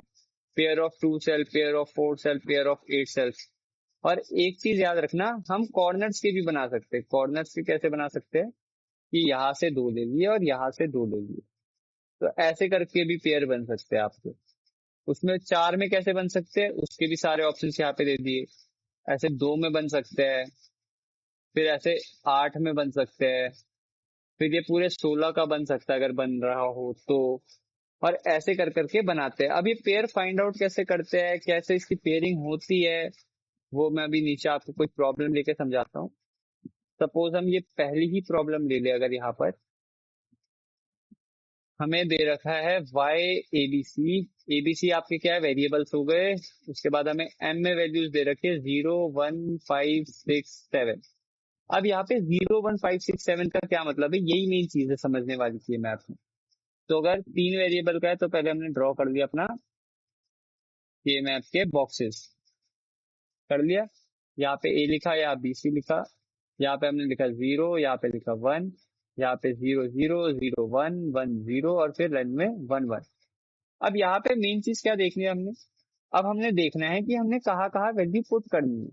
अब हमें याद है 0 1 3 2 4 5 7 6, ये है बाइनरी नंबर। अब इसी बाइनरी नंबर हमें यहाँ पे दे रखे हैं। अब इसका क्या मतलब है, इन सारी जगह पे वन आ रहा है। जब भी एम के अंदर ये जो वैल्यूज दे रखी है बाइनरी की, उसका मतलब ये है कि उन सारी जगह पे आउटपुट वन आ रहा है। तो वन का मतलब क्या हो गया, यहाँ पे वन आ रहा है, यहाँ पे वन आ रहा है, देन फाइव पे वन आ रहा है, देन सिक्स पे वन आ रहा है, देन सेवन पे वन आ रहा है। अब हमें बनाने हैं इसके पेयर। अब इसके पेयर कैसे बनाए, एक पेयर दूसरे कलर ले लेता हूं मैं। एक पेयर आपका ये बन रहा है, एक पेयर फिर आपका ये बन रहा है, और एक आखिरी पेयर आपका ये वाला बन रहा है। अब इस पेयर को हम नोट डाउन कैसे करें, मेन क्वेश्चन तो ये आता है कि भैया पेयर तो हमने बना दिए, अब इसको नोट डाउन कैसे करें हम। तो नोट डाउन कैसे करें उसकी मैं टेक्निक बता देता हूँ।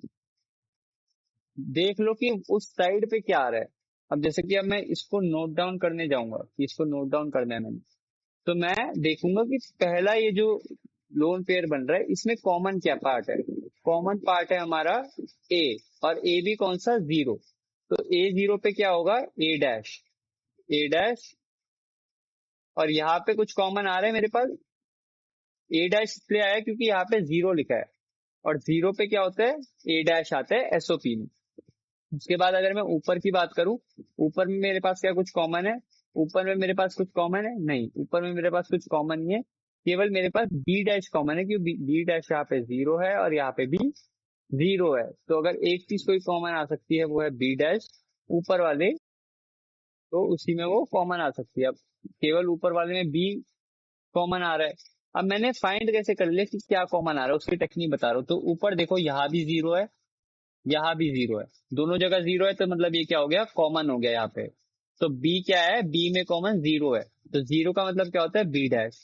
तो ए डैश बी डैश कॉमन आ गया, प्लस का सिंबल लगा दो। अगली चीज देखो इधर ये वाले पेयर में, अब इस वाले पेयर में क्या हो रहा है, यहाँ पे जीरो वन कॉमन है। जीरो वन का कॉमन होना मतलब क्या है कि यहाँ पे ये फाइल कॉमन है और ये चेंज हो रहा है, जीरो और यहाँ पे वन। तो इसको हम कैसे डिनोट कर सकते हैं, इसमें क्या कुछ कॉमन आ रहा है हमारे पास, हम चेक करेंगे कि क्या कुछ कॉमन है हमारे पास। तो जब हम कॉमन चेक करेंगे तो कुछ कॉमन नहीं आएगा ए से, केवल जीरो वन ही कॉमन है इस पूरी लाइन में। अब जीरो वन क्या हुआ, जीरो आपका हुआ बी डैश, और वन क्या हुआ आपका सी, तो बी डैश सी। अब ये तीसरे वाले अगर पे हम लुक करें, तीसरे पेयर पे अगर हम लुक करेंगे तो हमें दिखेगा कि यहाँ पे क्या कॉमन है। पहले तो ये पूरी आपकी जो रो है ये वाली कॉमन ही है, तो प्लस का सिंबल लगा के हम यहाँ पे लिख देंगे ए, क्योंकि ए तो आपका कॉमन है ही। अब उसके अलावा क्या कॉमन है इस क्वेश्चन में, वो हमें देखना है कि क्या कुछ और कॉमन है। यहाँ भी वन है, यहाँ भी वन है, तो वन वन भी कॉमन है, तो ए के साथ बी और आ जाएगा। तो आपका फुल आंसर के मैप का आ जाएगा ये, जो कि आपको दिख रहा है। ऐसे करके हमें पहले ये जो आपको वापस स्टेप बता दे रहा हूँ, जो ये बाइनरी है, बाइनरी वालों को आपको इसकी वैल्यूज पुट करनी है। अगर आपने ये मैप भी ड्रॉ कर दिया, केवल मैं कह रहा हूँ आपने जो नंबर गिवन है उससे ये मैप के पेयर बना दिए, तो यहाँ तक कि आपको 2.5 से 3 नंबर एग्जामिनर दे देगा। उसके बाद एंड तक अगर आप ये एक्सप्रेशन तक पहुंच जाते हो तो आपके पूरे नंबर पक्के, 5 या 10 नंबर जितने का भी क्वेश्चन आता है। और ये शॉर्ट शॉर्ट क्वेश्चन, तो इसके अगर आप इस नोट से एग्जाम्पल भी देख के चले जाओगे तो वो मोर देन इनफ है। सिमिलरली फॉर हम 4 वेरिएबल के लिए प्रॉब्लम लेते हैं, एंड सो ऑन, ये चलता ही रहता है। अब इसमें एक कंसेप्ट आता है डोंट केयर का, कि डोंट केयर क्या होता है। तो डोंट केयर क्या होता है, जैसे कि अभी मैंने आपको बताया कि डोंट केयर ये, अगर आपको मीन टर्म में जितनी भी बाइनरी दे रखे हैं आपको उनको डिनोट करना है, आपको उनको वैल्यूज डालनी है। अब डोंट केयर क्या होता है, डोंट केयर होते हैं आपको जहां भी डोंट केयर दिख जाए, ये डी बना हुआ दिख जाए, वहां पे आपको क्रॉसेस लगाने हैं। अब डी कहाँ पे बना हुआ है, 1, 3, 9 और 11, वहां पे क्रॉसेस लगाए हुए हैं। अब ये क्रॉसेस क्यों लगाए हैं, क्रॉसेस इसलिए लगाए हैं हमने यहाँ पे ताकि हम उसको मैप कर पाए। तो जहां भी क्रॉसेस है वो इस्तेमाल होते हैं की मैप को मैप करने के लिए। मैप करने के लिए इन द सेंस वो मदद करते हैं कि जो भी इतना बड़ा हमारा के मैप है उसके पेयर बनाने में। तो जो डोंट केयर है वो हमें मदद करते हैं किसके, पेयर बनाने के लिए। By considering don't care, if you get the highest priority of pair then use it, otherwise don't use it. अगर डोंट पेयर से पेयर बन रहे हैं तो बनाओ, वरना उसको इंक्लूड मत करो। तो इसका केवल इतना काम है आपके बनाने में। 5 वेरिएबल का के मैप आप देख सकते हो, पर ये कभी आता नहीं है, बहुत ही रेयर चीज है, तो आप इग्नोर कर सकते हो 5 वेरिएबल का के मैप, बस कॉम्प्लेक्स है बहुत ज्यादा। और उसके बाद हम पहुंच जाते हैं अपने कॉम्बिनेशनल सर्किट पे। तो हमारे पास दो टाइप के सर्किट होते हैं, कॉम्बिनेशनल सर्किट और सीक्वेंशियल सर्किट। सीक्वेंशियल सर्किट हम पढ़ेंगे यूनिट नंबर 2 में इन डेप्थ। कॉम्बिनेशन सर्किट क्या होता है, जिसमें नो फीडबैक होता है, उसमें क्लॉक कंट्रोल नहीं होता, मेमोरी कंट्रोल नहीं होता। क्लॉक कंट्रोल से क्या मतलब है, यहाँ पे ट्रिगरिंग नहीं होती है। ट्रिगरिंग अब होती क्या है वो आपको सीक्वेंशियल सर्किट में पता चल जाएगा। और यहाँ पे इनपुट आउटपुट बेसिस जो होता है वो डायरेक्टली कंबाइंड होता है, प्रेजेंट इनपुट पे बेसिस पे आउटपुट डिफाइन हो जाता है। और उसके बाद अगर आपको इसके एग्जांपल देने हो तो D coder, multiplexer, D multiplexer, encoder, ये इसके डायरेक्ट एग्जांपल है कि यहाँ पे आपने इनपुट दिया और उसका एक आउटपुट आ गया। यहाँ पे सीक्वेंशियली डाटा स्टोर होता है मेमोरी में, और ट्रिगरिंग वाइज चीजें चलती है सीक्वेंशियल सर्किट में। तो ये इसके डिफरेंसेस हो गए कुछ। अब आता है main combinational circuit. Combinational circuit question आता ही आता है, बहुत सारी चीजें इसमें। इसका प्रोसीजर क्या है, इसमें हम एक इनपुट आउटपुट डिफाइन करते हैं, ढूंढते हैं, फिर उसका ट्रुथ टेबल बनाते हैं, उसका आउटपुट एक्सप्रेशन लिखते हैं और फिर उसे मिनिमाइज करते हैं। अब तुम्हें लग रहा होगा यार ये तो बहुत सारा काम हो गया। तो पहली चीज जो इसमें आता है एडर और सब्ट्रैक्टर। इसका क्वेश्चन भी आता ही आता है, बहुत इंपॉर्टेंट है। अगर तुमने हाफ एडर या सब्ट्रैक्टर समझ गया तो फुल एडर तुम खुद ही बना लोगे। अब हाफ एडर देखो, अगर हाफ एडर बनाना है तो सेम, पहले ट्रुथ टेबल देखो, ट्रुथ टेबल बहुत इंपॉर्टेंट है। ट्रुथ टेबल अगर तुम देखोगे तो एडर है, एडर का मतलब क्या है, ऐड कर रहे हो तुम। अब 0 + 0 क्या होगा, सम क्या होगा, 0, 0 + 1 का सम 1, 1 + 0 का 1। कैरी क्या है इन तीनों में, 0 0 0। 1 + 1 में क्या आया, सम 0, और कैरी कितना गया, 1। अब मेरे को अगर सम की इक्वेशन लिखनी है, हमेशा याद रखना जब भी कॉम्बिनेशन सर्किट की बात आएगी हम पीओएस को नहीं लिखते हैं, हम एसओपी को ही लिखते हैं। एसओपी टर्मिनोलॉजीज में लिखते हैं, तो एसओपी लिखेंगे अगर हम सम इक्वेशन की। सम क्या है, सम में कहाँ का 1 आया है, यहाँ पे आया है और यहाँ पे आया है।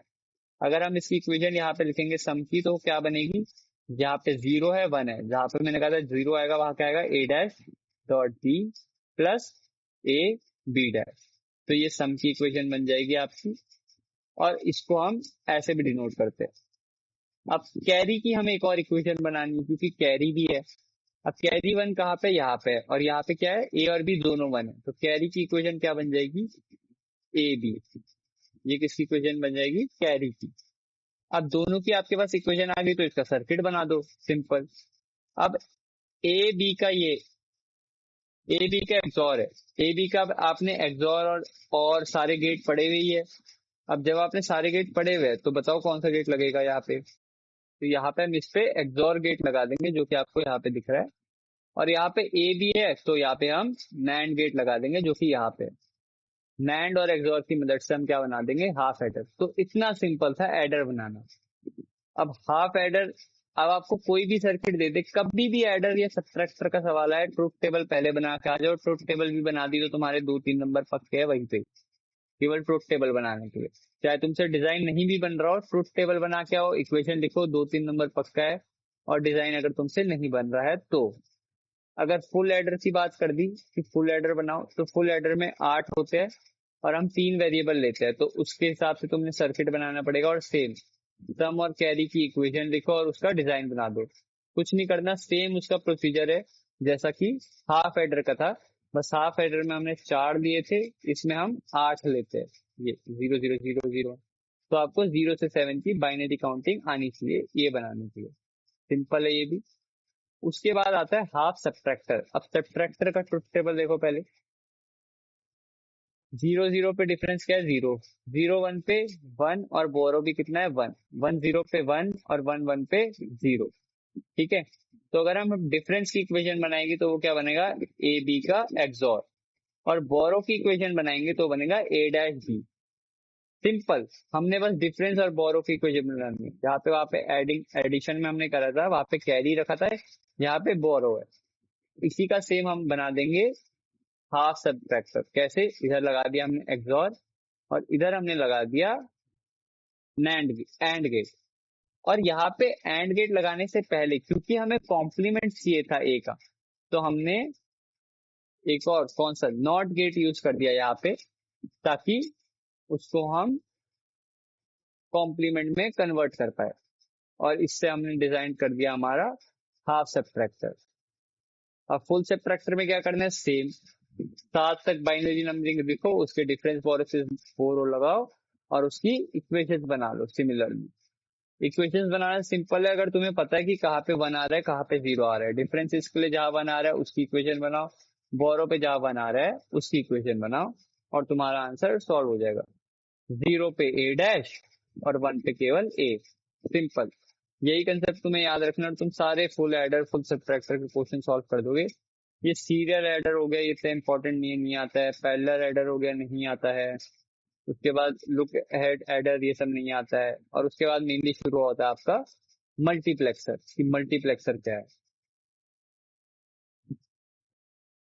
तो अगर अब आपसे कोई पूछे मल्टीप्लेक्सर क्या है, so multiplexer is a combination circuit which has many inputs and only one output. Which has many inputs into it and only has one output.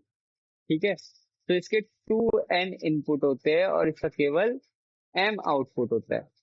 It is a many to one circuit in which there are selected lines or control lines we say.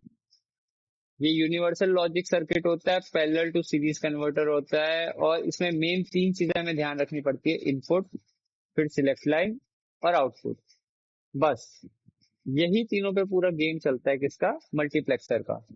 अब इसमें होता है 2:1 multiplexer, 4:1 multiplexer, 8:1, to 2n की power 1। Mainly जो multiplexer के question आते हैं वो आपके आते हैं 4:1 मल्टीप्लेक्सर और 8:1 मल्टीप्लेक्सर के। तो उसी को पहले हम देखते हैं। 4:1 मल्टीप्लेक्सर तो मतलब 4 इनपुट है और एक आउटपुट है। तो सिलेक्ट लाइन कितनी हुई, तो हमने क्या फॉर्मूला पढ़ा था, 2n=m। तो 2n इक्वल्स टू इधर 4, तो n की पावर क्या हो गई यहाँ पे 2। तो दो सिलेक्ट लाइन रखेंगे हम इस प्रॉब्लम में। अब दो सिलेक्ट लाइन हमने यहाँ पे ले ली S1 और S0, ये हमने दो सिलेक्ट लाइन ले ली। और चार इनपुट हमने ले लिए I0, I1, I2, I3। अब चार इनपुट ले या दो सिलेक्टेड लाइन। अब दो सिलेक्टेड लाइन का हमने क्या करना है, कुछ नहीं करना हमने दो सिलेक्टेड लाइन का। हमने ले लिया S1, S0 और हमने लेना है आउटपुट। अब आउटपुट में हमारे पास क्या क्या है, आउटपुट में हमारे पास है, जब भी सेम सेम सर्किट बनेगा 0 0 0 1 1 0 1 1। अब जब भी आउटपुट में हमारे पास 0 0 आएगा तो क्या लेंगे हम, 0 1 लेंगे। जब 0 1 आएगा तो I1 पे जाएगा, फिर I2 पे जाएगा, फिर I3 पे जाएगा। तो ये इसका क्या बन जाएगा, ट्रुथ टेबल बेसिकली एक। अब इसका हमारे को फायदा क्या हुआ है, बात तो ये है। इसका फायदा ये हुआ है कि जब हम हमें फाइनल इक्वेशन लिखनी है तो हमारे पास एक इक्वेशन आ जाएगी आउटपुट और सिलेक्ट लाइन के बेसिस पे। कैसे, अब यहाँ पे आउटपुट देखो, आउटपुट I0 पे सिलेक्ट लाइन्स कहाँ पे है, S1 और S0 क्या है, दोनों जीरो है। अब जीरो को कैसे लिखता है, मैंने बताया था जहां भी कहीं जीरो आ गया मतलब उस चीज का कॉम्प्लीमेंट है। तो इसका मतलब क्या हुआ, S1 का कॉम्प्लीमेंट S0 का कॉम्प्लीमेंट। सेम नीचे वाले पे चेक करो, I1 पे क्या आएगा, S1 का कॉम्प्लीमेंट S0 का एज इट इज। सिमिलरली अगले वाले पे चेक करो, I2 पे क्या होगा, S1 as it is S0 का कॉम्प्लीमेंट। और फाइनल I3 पे क्या होगा, S1 और S0 दोनों एज इट इज। तो ये तुम्हारे पास क्या आ गई, इक्वेशन आ गई। अब जब तुम्हारे पास ये इक्वेशन आ गई तो इसको सिंपली इसका सर्किट में कन्वर्ट कर दो और तुम्हारा मल्टीप्लेक्सर बन के तैयार है। अगर तुमने इक्वेशन तक भी लिखा है तो 3 नंबर तुम्हारे पक्के हैं। पर ये याद रखना, जब भी मल्टीप्लेक्सर का क्वेश्चन आए डायरेक्ट स्टार्ट मत करना, ये की पॉइंट्स हमेशा लिखना, एग्जामिनर को लगेगा कि तुम्हें मल्टीप्लेक्सर के बारे में सब पता है। अब यहाँ पे हमने दो सिलेक्ट लाइन ले ली S1 S0 और हमने चार हमारे आउटपुट ले लिए I0, I1, I2, I3। और अकॉर्डिंगली हमने उसमें नैंड गेट लगाया क्योंकि हर जगह पे नैंड ऑपरेशन है, और एंड में हमने और लगा दिया क्योंकि हमने प्लस करना था उन सबको। तो ऐसे तुम 4:1 मल्टीप्लेक्सर बना सकते हो आराम से। अब मल्टीप्लेक्सर के भी बहुत सारे एग्जांपल होते हैं कि तुम 2 मक्स मल्टीप्लेक्सर कैसे बनाओगे, 8:1 मल्टीप्लेक्सर कैसे बनाओगे, वो सारे इस एग्जांपल्स में गिवन है। जब तुम एक बार नोट्स गो थ्रू करोगे तो तुम्हें सारे एग्जांपल्स समझ आ जाएगा। अब जैसे ये क्वेश्चन है कि हमें 4:मक्स से मल्टीप्लेक्सर बनाना है यूजिंग 2:1 मल्टीप्लेक्सर। तो ये बेसिकली क्वेश्चन होता है कि हमने हायर ऑर्डर ऑफ मल्टीप्लेक्सर बनाना होता है लोअर ऑर्डर ऑफ मल्टीप्लेक्सर है। अब ये वाले क्वेश्चन कैसे करे भैया, इस वाले क्वेश्चन को तो हमें कुछ पता ही नहीं है। तो सेम पहले 4:1 का मल्टीप्लेक्सर बनाओ एक जगह पे, ठीक है। उसके बाद 4:1 जो मल्टीप्लेक्सर है उसे दो हाफ में डिवाइड कर दो क्योंकि हमें दो दो के दो मल्टीप्लेक्सर चाहिए। तो उसे हम दो मल्टीप्लेक्सर में डिवाइड कर देंगे, एक ये हो गया एक ये हो गया। तो 4 जो मल्टीप्लेक्सर है 4:1 का उसे दो मल्टीप्लेक्सर में डिवाइड कर दो और एक फाइनल मल्टीप्लेक्सर के थ्रू उसे पास करा के हम आउटपुट ले लेंगे with the selected lines. Similarly 8x multiplexer के लिए हमें चार मल्टीप्लेक्सर लगेंगे, तो हमने चार मल्टीप्लेक्सर यहाँ पे लगवाए हैं। और उसके बाद अगर वो 2:1 मांगेगा तो 2 के लिए फिर हमें और ज्यादा लगेंगे। अगर हम प्रॉब्लम की बात करें, कोई अगर हमें प्रॉब्लम सॉल्व करनी होगी तो जैसे कि हम इस प्रॉब्लम को ले लेते हैं यहाँ पे क्वेश्चन नंबर 4 की। अब आपको ये मिन टर्म्स दे रखी है, अब आपको मिन टर्म्स दे रखी है, अब आपको इसको यूज करके आंसर निकालना है। तो अब आप कैसे करोगे, अब यहाँ पे मेन क्वेश्चन है कि ऐसे क्वेश्चन को हम अप्रोच कैसे करें। तो यहाँ पे हम दो सिलेक्ट लाइन लेंगे और एक हम सी को ही एज सिलेक्ट लाइन लेंगे। अब यहाँ पे 3 है, ए बी सी जहां आ गए वह तक 3 वेरिएबल आ गए, तो मतलब 8 हो गया। 8 हो गया ओवरऑल। 0 to 7 बाइनरी नंबर्स आ गए। 0 to 7 मतलब 2 की पावर 3 का मल्टीप्लेक्सर है आपके पास। 3 सिलेक्ट लाइन है, एक हमने यहाँ पे इनपुट पे ले ली और 2 सिलेक्ट लाइन हमने पहले ही ले ली, और हम कंडीशन लेट कर रहे हैं if A B are the selected line. ठीक है, उसके बाद हम क्या करेंगे, हर एक कंडीशन को चेक करेंगे। If A B are the selected line, if B C is the selected line, और इन दोनों के बेसिस पे हम चेक करेंगे। क्या चेक करेंगे, अगर तो आंसर में 0 1 आ रहा है तो हम 1 लिखेंगे। जहां भी दोनों नंबर पे सर्कल आ रहा है वहां पे हम 1 लिखेंगे, और जहां पे नहीं आ रहा उसको 0 लिख देंगे। अब ये काम कैसे कर रहा है आप पूछोगे, कुछ समझ नहीं आया, ये काम कैसे हो रहा है वो भी समझ नहीं आया हमें, तो मैं समझाता हूँ। अब यहाँ पे हमें, आपने देखा होगा कि बाइनरी दे रखी है मार्क। मिन टर्म कौन सी है, 0 1 5 7, 0 1 5 7 और 6, ये हमें मार्क्ड है। अब हम देखेंगे क्योंकि सी हमने इनपुट पे ले रखा है और ए भी हमने सिलेक्ट लाइंस ले रखी है, तो अब कैसे देखना है इसको, हम चेक करेंगे कि सी कॉम्प्लीमेंट और सी कहाँ कहाँ पे है। अब सी कॉम्प्लीमेंट चेक करो, 0 कहाँ कहाँ पे है। 0 आपका है यहाँ पे, इस लाइन को चेक करो, 0 कहाँ कहाँ पे आ रहा है। 0 आपका 0 पे आ रहा है, फिर 2 पे आ रहा है, फिर 4 पे आ रहा है, फिर 6 पे आ रहा है। तो मैंने सी डैश के सामने लिख दिया 0 2 4 6, सी डैश के सामने लिख दिया 0 2 4 6। अब मैं देखूंगा सी में 1 कहाँ कहाँ आ रहा है। 1 आ रहा है आपका 1 3 5 7, इन पे आ रहा है आपका 1 1। अब मैं क्या करूंगा, मैं इसको मिन टर्म से चेक करूंगा, जो मेरे को गिवन है ना ये सारी, इनसे चेक करूंगा और उस पे मैं सर्कल लगा दूंगा उन टर्म्स पे। कैसे, यहाँ पे 0 दे रखा है, सर्कल लगा दिया। 1 दे रखा है, सर्कल लगा दिया। 5 दे रखा है, सर्कल। 7 circle, 6 circle. अब इससे मेरे को मिला क्या, इवेंचुअली जहां भी मेरे को 2 नंबर पे सर्कल मिल जाता है, इसका मतलब वहां पे मेरे को लिखना है 1, वहां पे 1 आउटपुट आएगा। जहां पे दोनों पे मार्क नहीं है वहां पे 0, जहां पे केवल एक पे मार्क है वो आपका सी आउटपुट आ जाएगा जो आपने लिखा, और जहां पे अगेन सेम वो आ जाएगा 1। तो ये आपका आउटपुट आ जाएगा if A B are the selected line, जो कि आपको यहाँ भी दिख रहा होगा। अगर बी सी सिलेक्टेड लाइन है, अगर केवल बी सी सिलेक्टेड लाइन है इस केस में, तो उसके लिए भी सेम कंडीशन लगाओ, सेम कंडीशन चेक करो, और तुम्हें तुम्हारा आउटपुट मिल जाएगा। तो ऐसे तुम कोई भी क्वेश्चन सॉल्व कर सकते हो अगर तुम्हें कोई भी मल्टीप्लेक्सर गिवन हो। बस तुम्हें क्या चेक करना है, तुम्हें चेक करना है ये एबीसी बना के, उसका 7 बाइनरी का कोड बना के, कि कैसे उसके मल्टीप्लेक्सर में हम वो सिलेक्टेड लाइन से क्या क्या आउटपुट आ रहे हैं वो बस चेक करने हैं, और उसकी इक्वेशन बनानी है तो इक्वेशन बना सकते हो। तो ऐसे तुम मल्टीप्लेक्सर सॉल्व कर सकते हो। अब बात है D multiplexer. D multiplexer is also combination circuit, 1 to many circuit. Multiplexer क्या था, many to 1, many to 1। Demux क्या है, demux is 1 to many, 1 to many। ये इन दोनों में फर्क है बेसिक।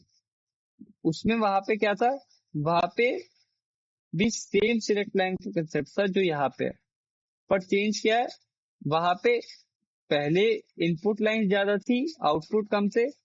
यहाँ पे उसका उल्टा है, यहाँ पे इनपुट कम होंगे पर आउटपुट ज्यादा हो गया। जैसे 1:3 हो गया, उसके बाद आपका 1:4 हो गया, 1:8 हो गया, एंड सो ऑन आपका डीमक्स चलता रहेगा। अब जैसे कि आप देख सकते हैं सेम सेम कंसेप्ट, जो अगर आप मल्टीप्लेक्सर समझ गए कि मल्टीप्लेक्सर कैसे काम करता है, मल्टीप्लेक्सर का जस्ट अपोजिट है डी मल्टीप्लेक्सर, और डीमक्स भी बोल सकते हो आप उसको। और उसकी भी सेम इक्वेशंस बनती है जैसे कि आपकी मल्टीप्लेक्सर की बनती है, विद सेम सर्किट डायग्राम। यहाँ पे आप इनपुट लिखोगे, आउटपुट लिखोगे, सिलेक्ट लाइन लिखोगे।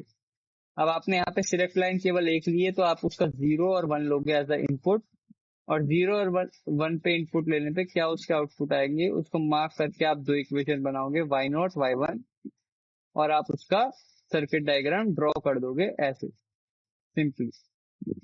ऐसा आप उसका सर्किट डायग्राम ड्रॉ कर सकते हो। अगर आपको तब भी समझ नहीं आ रहा तो सिंपल आप उसको ऐसे रख सकते हो कि अगर 1:2 है तो यहाँ पे सिलेक्ट लाइन कितनी हुई, सिलेक्ट लाइन मेरी केवल एक हुई, अब एक है तो एक के लिए तो दो ही इनपुट हो गए, 0 और 1।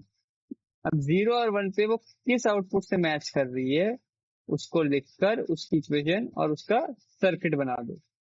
अगर 1:4 है तो कितनी सिलेक्ट लाइन होगी, दो सिलेक्ट लाइन होगी। अब दो सिलेक्ट लाइन का ट्रुथ टेबल यहाँ पे बैठ के देख लो। यहाँ पे 0 0 1 0 और 1 1 आ गया वापस से।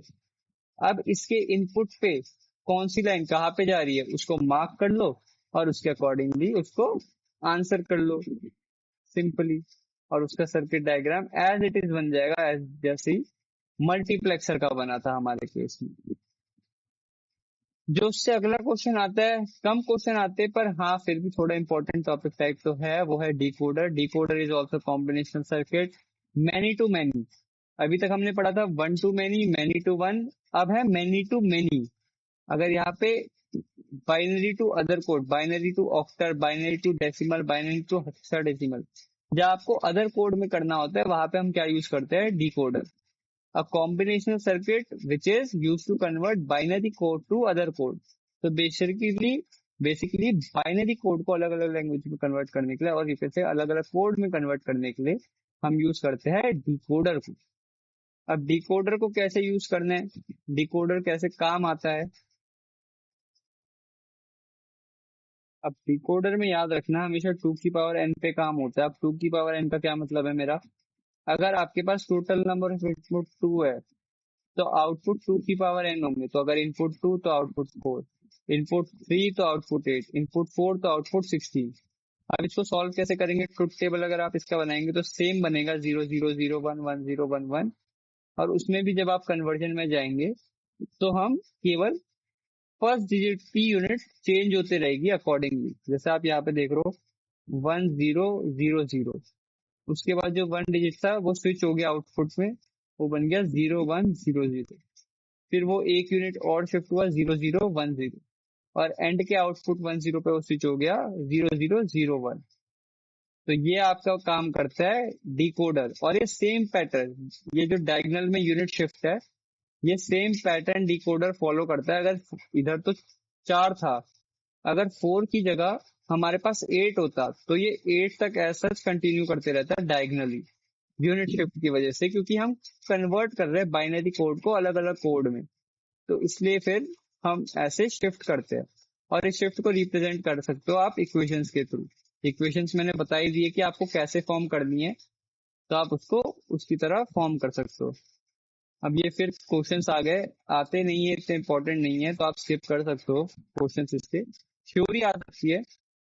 ये क्वेश्चन बहुत इंपॉर्टेंट है, ये आता है पेपर में, डिजाइनर 3x8 डिकोडर। अब 3x8 डिकोडर बनाना है, इनपुट कितना दे रखा है 3, आउटपुट कितना है 8। तो 3 वेरिएबल ले लिए ABC, आउटपुट लाइंस 8। सी में सेम बनाओ, जीरो के लिए लिखो, जीरो के लिए तो सब कुछ नल होगा। उसके बाद जब इनपुट पे 1 आ रहा है तो ABC की कंडीशन लिख लो। ये तीनों तो आपकी बाइनरी हो गए 0 to 7, तो इसको तो याद करके बैठ जाओ। अब उसके बाद कुछ नहीं करना, वो जो 1 की टर्म की यूनिट शिफ्ट है उसको डायगनली एक एक करके शिफ्ट करते रहो करते रहो करते रहो करते रहो करते रहो एंड तक, जब तक आप 7 तक नहीं पहुंच जाते। और इस सेम के एक्सप्रेशन को आप SOP फॉर्म में लिख दो तो आपका डिजाइन रेडी हो जाएगा। क्या करा मैंने, 3 वेरिएबल लिए, उसके 8 आउटपुट बनाए, उसके बाद उसका बाइनरी कोड पे यहाँ पे लिखा मैंने उसका BCD कोड, और 1 यूनिट शिफ्ट में करते गया और बाकी सबको मैं 0 इनपुट देता गया। तो ऐसे क्या बन गया मेरा, 3x8 डिकोडर बन गया मेरा। इनकोडर क्या है, encoder is just opposite of decoder, combinational circuit many to word, convert other codes to binary. मतलब वो बाइनरी टू अदर कोड कर रहा था, ये अदर कोड्स टू बाइनरी कर रहा है। In encoder, one of the input line is logic 1, corresponding binary is available at the output। यहाँ पे बाइनरी आउटपुट में अवेलेबल होता था, वहां पे बाइनरी इनपुट में अवेलेबल होता था। तो सेम यहाँ पे क्या करना है, यहाँ पे हम पहले 8 इनपुट ले लेंगे और उसके कॉरेस्पॉन्डिंगली 3 आउटपुट निकलेंगे। सो 3 आउटपुट। अब इसके ट्रुथ टेबल बनाने की टेक्निक क्या है या कैसे इसको याद करा जा सकता है, इसके आउटपुट में या तो तुम पहले ही टेबल बना लो। अगर 3 into 8x का तुम्हें इनकोडर बनाना है तो पहले ही आउटपुट टेबल बना लो, 0 0 0 0 0 1 0 1 0, और उसके बाद वो जो 1 का शिफ्ट मैंने डिकोडर में बताया था, वो सेम शिफ्ट तुम इनकोडर में करना चालू कर दो, बट दूसरी साइड से। उसमें हम ऐसे शिफ्ट कर रहे थे, इसमें हम उल्टा ऐसे शिफ्ट करेंगे, क्योंकि यहाँ पे उल्टा है एज कंपेयर टू डिकोडर। तो वो जो पैटर्न पहले डायगोनल्स का ऐसे बन रहा था due to 1 shift of a bit, वो यहाँ पे ऐसे बनेगा due to 1 shift of bit, इस तरफ से।